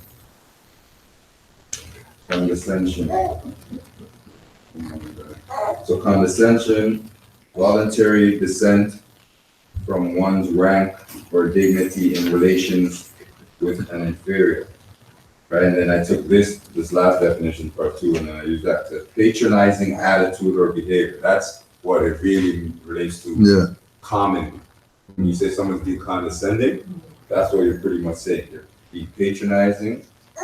There's no patronizing attitude or behavior, right? So then you have to go look up patronizing. That doesn't really say that, right? So We don't patriarch against matriarch, right? Yeah, so it's like, so patron, but according to the definition, we know kind of what the root and do mean, but generally, mundanely or laymanly, what does patronize mean? I looked it up in here, but it doesn't even have it. It only has patron. So someone could get that definition of patron, I got patron as well. patronize without a D. It would probably just be Patron. For patron, so it's a noun, a protector, one who countenances or encourages, one who has the right to appoint to any office. Feminine, patroness, noun, patronage. Pat or pate. The support given by a patron, guardianship of saints, the right of bestowing offices, privileges, or church benefices. Verb tense, patronize. What's there? Yeah, to act as a patron towards, to assume the air of a patron toward. That's the one there. To assume, where is it here? The air, A-I-R. Yeah, it's AIR. To assume the air. To assume the air of a patron toward. We're saying, is there another definition on anything? To treat condescending is right after. Exactly. So you see, that's what I'm saying. Like, That's it's the one like right back there. and forth. Just to That's assume they say authority condescending now is to patronize in a certain way, right? Condescend. Patronizing attitude or behavior. And then you go look up patronizing and it tell you, okay, you're being condescending. Yeah, to act as a patron, extend patronage, countenance, encourage, and favor. They just under patronize? Yeah. Patronize. Because I'm familiar with like something, yo, you tell people like, don't patronize. Don't patronize, yeah. As a Right. not a positive. It's Right, like, exactly. That's the Not negative, positive. yeah. It's like a you negative. say, But then again, too, it can be under the fifth verse, like, positive. Yeah, No, because but in that context, it's never said is in the patron is to give patronage Yeah. is support. So if you're patronizing, isn't that kind of being a It patron? should be supporting. It That's should be what it supporting, should right? be So supporting, why yeah. patronize, why do you When say that using on top? Yeah, like- It's just snotty, stuck up. So don't pretend you're being, Yeah, it had you're not really trying to, don't patronize. Don't It's patronize. basically once you're in that position, somebody's patronizing you, you're saying, I don't want to render. You're totally. Humiliation. It could be, sorry, again? It's like humiliation in a way. Yeah, you feel humiliated. You feel humiliated because somebody's assuming superiorship. Trying to hold you to that level. Below them, And you're like, yo, don't judge me like that. below them, they're assuming by being patronized. I've heard that being said to other people. Don't patronize me, you're patronizing me, you know? It's like saying you're belittling me, kind of, Yeah. Well, right? Or you're looking down on me, Looking Yeah, down. like- right? Because in the statement it says, right? He deemeth not to look down upon them, right? And deemeth Come from, they say patronizing is indeed and condescending, right?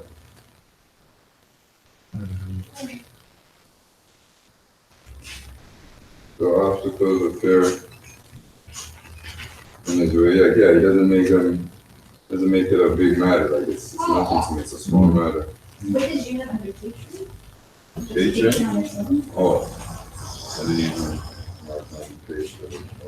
So a protector, Yeah. one who countenances or encourages, one who has the right to appoint to any office, female patroness, noun patronage, support given by a patron, guardianship of saints, the right of bestowing offices, privileges, or church benefits.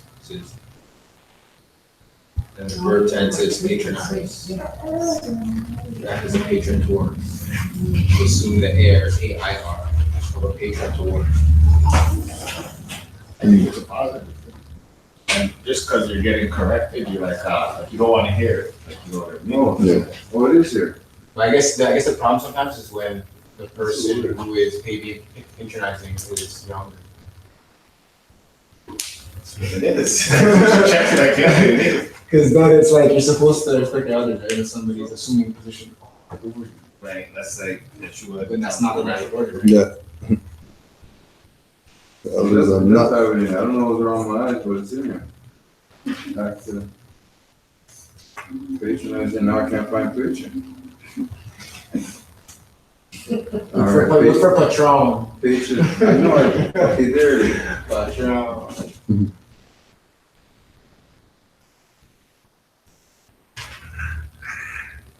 Yeah, patron, it says, patron saint, patron of a benefit pattern. Yeah, I mean, Then it says a person chosen, named, honored as a special guardian, protector, or supporter, a wealthy or influential supporter of an artist or writer, a social or financial sponsor of a social function as a ball or concert, one that uses wealth or influence to help an individual, an institution, or a cause, one who buys the goods or uses the services offered, especially by an establishment, the holder of the right of presentation to an English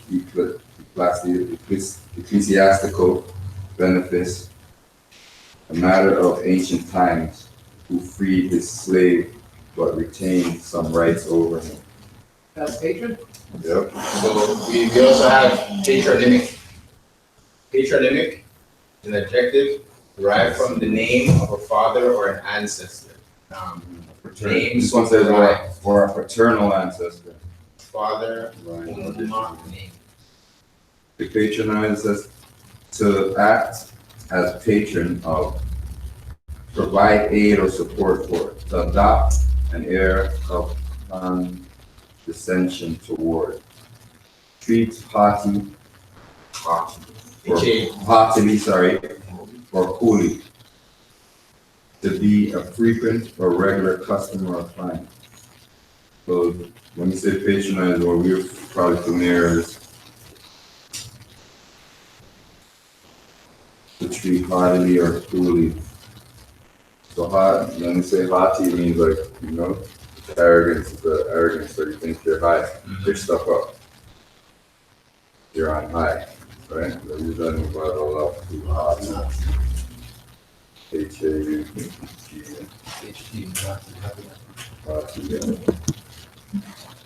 All right, There's more words you got over there. I got 3 more. I got immutable. I thought it had something to do with being mute.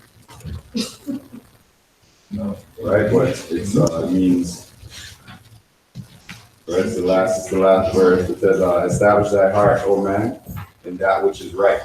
And then know, the greatest of human is to be immutable. So it pretty much means unchangeable. All right? Not prone to change.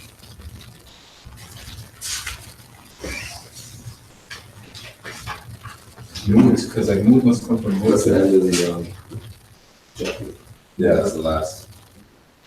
word.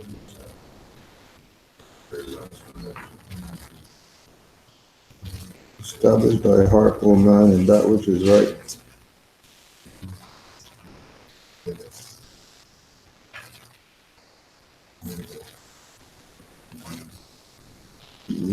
Alright. Not capable of or susceptible to change. And I have to look up mutable just to see if there was a root word, and mutable means the opposite. You are capable or susceptible to change. Alright, so it's saying the greatest,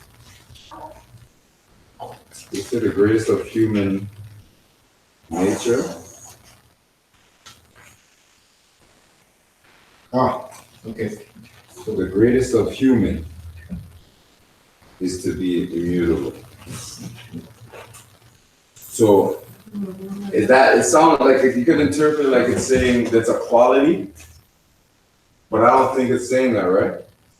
What? Like the greatest of human is to be immutable. I'm thinking it's saying the greatest, even the greatest human is like, is stubborn and not willing.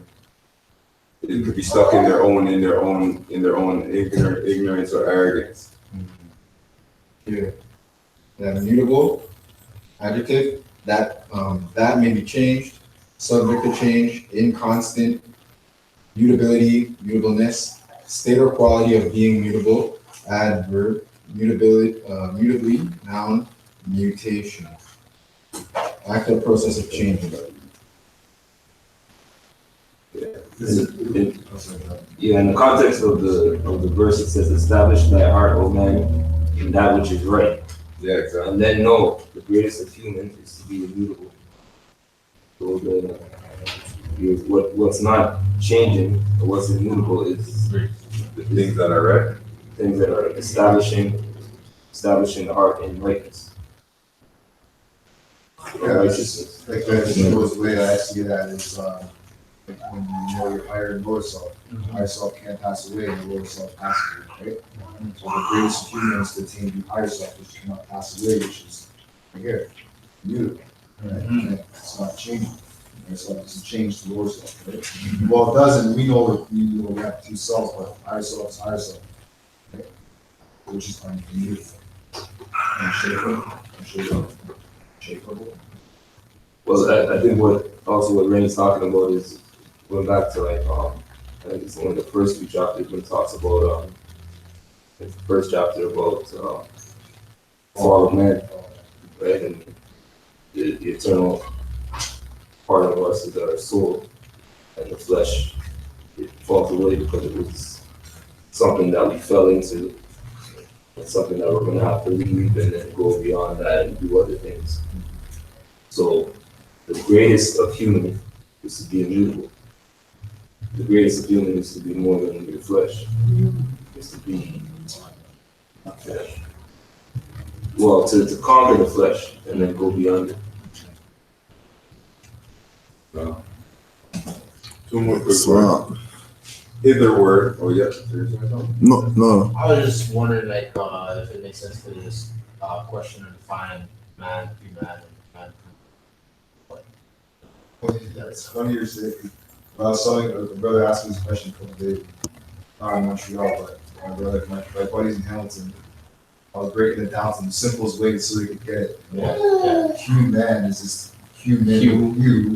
man with you, people with you, Man. kind of you, Kind is just kind of man. coming from us, because we're all humans.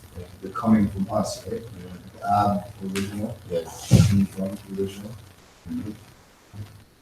Yeah, chapter 1 in a way goes into it because chapter 1 says time never was when man was not. And then later on it says man is a thought of Allah. All thoughts of Allah are infinite. They are not measured by time for things that are concerned with time begin and end. Thoughts of Allah are the everlasting of the past unto the never-ending days to come. And so is man, the spirit man. So,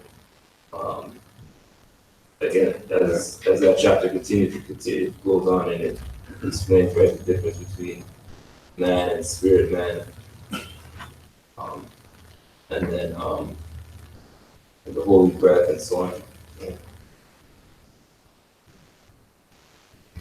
Was the last two words there, Yasun? Hither word, everyone knows hither?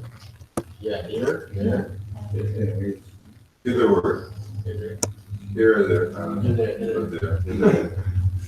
here, Come hither, come here, there. I'm going hither. Right, cause what verse is that? Oh, 24, chapter, verse 24. verse 24, Israel?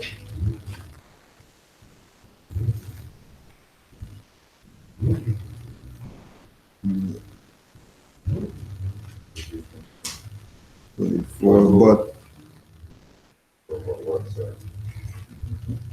it's inconsistency, right? Yeah, But what exalted form is this that hitherward directs its even? But what exalted form is this that hitherward directs its even, its uninterrupted course, whose foot is on earth, whose head is above the clouds? another question. That hither is. Yeah. That's just it, to touch on that while he's looking at the word outside. It's saying like, whose foot is on earth and whose head is above the clouds, it's like, it's the same thing with fall and men, right? Your foot runs the game of when, you know, the head's above the cloud, right? It's unlimited, you know what I mean? When you say reach for the cloud, and reach for the sky, it's unlimited, right?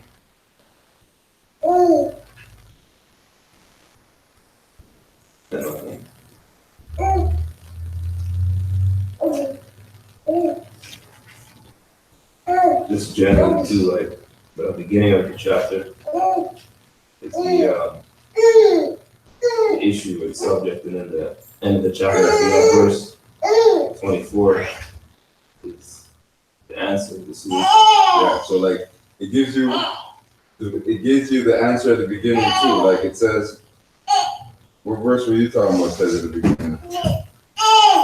Because it says, in verse 3, it tells you everything, it says, those who gave their body furnished it with weakness, but he who gave their soul armed it with resolution.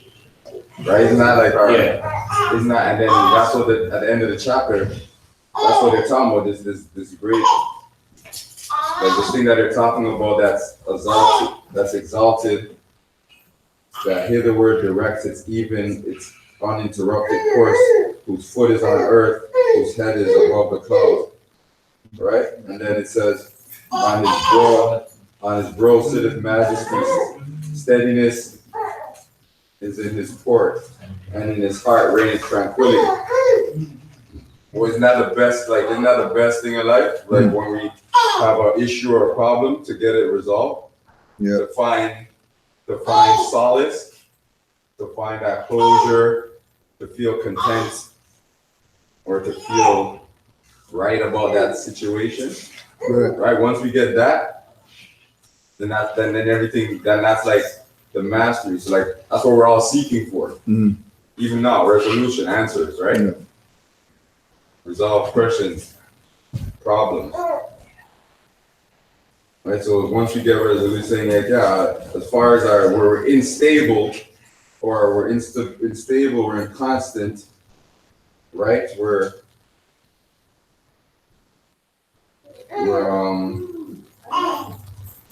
beware of irresolution, right?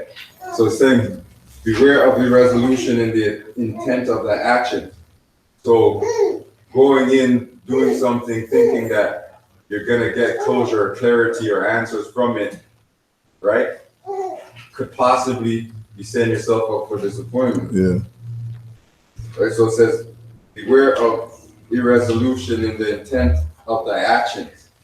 So when you're doing it, like it's like saying we're doing something to try to get a reward out of it instead of just doing it because out of the kindness of our heart. Like we're trying to get something back for it. Now when we don't get that thing back, we're disappointed. Right? And it says beware of instability in the execution. So when I was trying to attain that thing to get resolution, the process of trying to attain that thing, beware of how we're trying to get it, because in it, we're probably gonna procrastinate, we're probably gonna fall back, we're not gonna be constant in attaining that. There's times we slip, like in our studying or something, right? Right, so it says like, beware of instability in the execution. So us trying to attain mastery, it's gonna be shaky sometimes. It's not always gonna be stable and firm. That the links of the chain might be loose sometimes instead of tight. Right, so it's saying beware of that. Like you can't just go naive thinking like, okay, it's gonna be like this and this is gonna be It's what it is. Just a quick going back to the patronage. What is there a patronage? Is there matronize? Matronize? Sure. I don't think so. Matrons. Yeah, there's Yeah, there matrons. must be. Because Patrons and there's matrons. if it relates to patriarch, There has to be a matron. if it relates, no, but if it does relate to patriarch, I don't really think so, because I think patronize is more like matriarch energy is receiving. Patriarch energy is push. Downhill straight, boom. Coming to push this on no matter what. Right? So I don't know if there would be, I think the patron or patronize is more like I think it's more of a negative type of term, because you're trying to enforce your will or make the other person feel less. So as far as matron, I don't know. No, there is not. It wouldn't make sense to me that there would be an opposite of that. Right, that would just be because it's not nature. Exactly. Right? It would already be. Yeah, man. Sorry. What stuck out to me was verse 4 of the 5. It's talking about sometimes you have gifts and talents that you're born with, right? And people think that's them, So just when it said, if something happens by accident in your life, or you never really did it, but you have something, then the accident should get the praise for it, not you. Right? That's coming out to me, right? I tell people like, it's not your fault. Like I give people blind when something. But it's really, You take it away too. It's like, it's not your fault that you look that way. It's your parents' fault. It's not their fault. It's their parents' fault. You know what I mean? It's not your fault you run fast. It's not your fault you run slow. You know what I mean? Give the praise to praise due. Yeah, the praise You're funny you said that. Because at the end of I'm not gonna wait no more. And I was gonna say tomorrow, I was gonna big up Ted and say tomorrow is his solo return. But we're giving honors to Mama Mocha. Yeah. Right? For real. Mama Mocha is giving honors to, right? Yeah. She's the one who manifested that. He didn't do. What did he do? What you do? Yeah. He didn't do nothing on that day. We all exactly. You're being stubborn on that day. Mama Mocha's day tomorrow. You know what I'm saying? That's how I started looking at it. Like, yeah, it's our mom's praise on our earth and everything, right? Islam. Let's close out on that. Yeah, that's it right there. One more thing though, right? You said 2 verses. Oh yeah. You had something else too? No, it was 4 and 5 together, right? So Okay. 4 Both of them. talking about beware he who boasts, for rarely it is of his own will. And then it goes on to say, if it is it not the event of an impulse from without born uncertainty, enforced by accident, dependent on somewhat else, to thee and to accident is due the praise. Yeah, for real. So Straight up. That's why To share the praise. no good deeds are supposed to be To counted. the and to that. Yeah, to thee and It's just funny, but when you put yourself in accidents, you just gotta give that. Yeah. As you were reading the statement, it just made it more funny to me because they're saying like, if this and this and this and this and this doesn't happen, then because like, it's not the event. That's the one. The event, then an impulse. Born, uncertainty, enforced, accident. Like stressing the point. On something, someone else. So Stressing like, the point. It ain't you. the impulse of the accident of It uncertainty. ain't you. You didn't do jack. Right? It's pretty much the same thing, but they're trying to tell you like, yo, you ain't controlling nothing, bro. Like, you are, but Sometimes you're not. Sometimes you don't think you're disconnected from the whole. Yeah. Micro and macro. And macro, yeah. are Right, pretty much you're the right in same. the middle. Yeah. You're right in the middle of macro and micro. Now, after that question, I just want to, it's a quick one. It says, suspect not evil. It's chapter 11. Suspect not evil in anyone until thou see it. And thou see it, forget it not. It just reminds me of how, certain Moors will be disagreeing with certain Moors and will ask for the proof. And they go, well, where's the proof? And the Moors want us to side with that Moor, but they don't have no proof to show the other, to show us what the other Moor is doing. You know what I mean? So we can't, that judgment there, we can't. Bring unjust claim. Yeah. You know what I mean? And that's, to me, that's the whole state of people outside the movement who don't, who haven't put in the time yet. If they're moral people, they know that they shouldn't suspect evil. They shouldn't suspect anything. They can't suspect anything because, this is the same type. These are the same teachings they have. The prophet is doing it to us in this one. They have something that tells them the same thing. But you can't do that. So that's why for me it's once I studied Drew Ali, once I knew who he was and his lifestyle, CM Bay,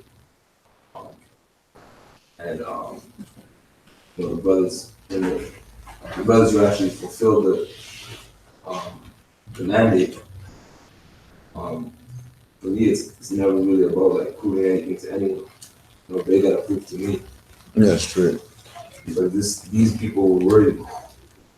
These people went to Library of Congress, did what had to be done. Rejected the check. They gave them a blank check. Said, no, I want the check. I didn't know how much you gave me. So in real life, that was in the 30s and the 40s, it's documented. They have great people, they're great people in other societies too. But if other people aren't living up to those people's standards, their leaders' standards, then you gotta be careful how much time you waste with certain people because they're not really worth it. Straight up. You're not even living up to their own standards. So why would you even take the time for them to question you and you? Yeah, you're here to share the word and spread the word, but some people, they know the word. And they are a long time they don't even bother with it. And the word is brought to us by people who, like I said, they went the extra mile and the extra mile. So I always think about that. It's long. Thanks for the energies, everybody. Yeah, some happened with the online people. Yes, they said the chat's messing up or something. But any questions or closing out comments?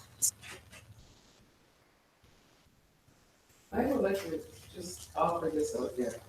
I know we talked a little bit earlier about different people that are successful. You mentioned, you gave the example of people that visit a whole bunch of people in the house and they do all this stuff and everybody's contributing so that they can they can progress, let's put it that way. Yeah.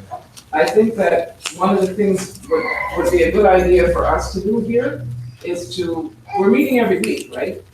Perhaps what we could do is make weekly determinations personally about what we're gonna do in our own lives. Doesn't have to be something big, it could be something very simple, like Howard gave me some seeds, I'm gonna make sure I plant those seeds when I go home.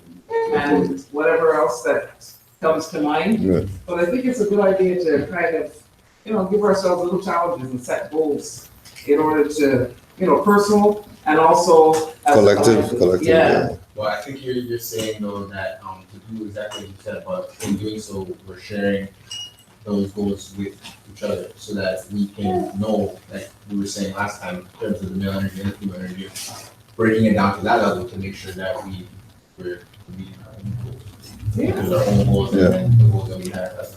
Exactly. Right. Yeah. Because as a nation, we are family, so that's why we have to know each other's goals so that we can check each other. True, and encourage each other. Yeah. Patronize uncondescendingly. Exactly, exactly.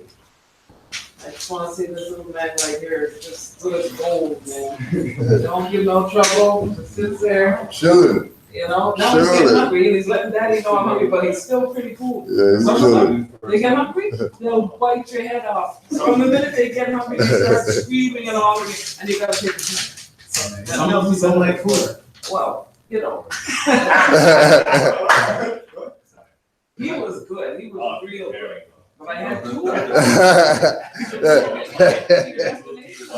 I just holding the Buddha belly. I was good. Wait till I get that cake tomorrow, that vegan cake.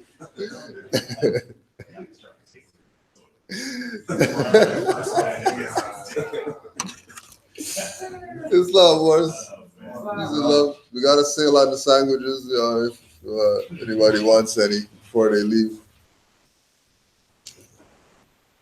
5 on the left, 2 on the right. Allah, the Father of the universe. Allah, the Father of the universe. Father of love. Father of love. Truth. Truth. Peace. Peace. Freedom. Freedom. And justice. And justice. Allah is my protector. Allah is my protector. My guide. My guide. And my salvation. And my salvation. By night. By night. And by day. And by day. Through his holy prophet. Through his holy prophet. Noble Ali. Noble Ali. Islam. Ashe. Have you seen, I think it's West Line, who gives a whole breakdown on the prayer. And the whole other thing, and how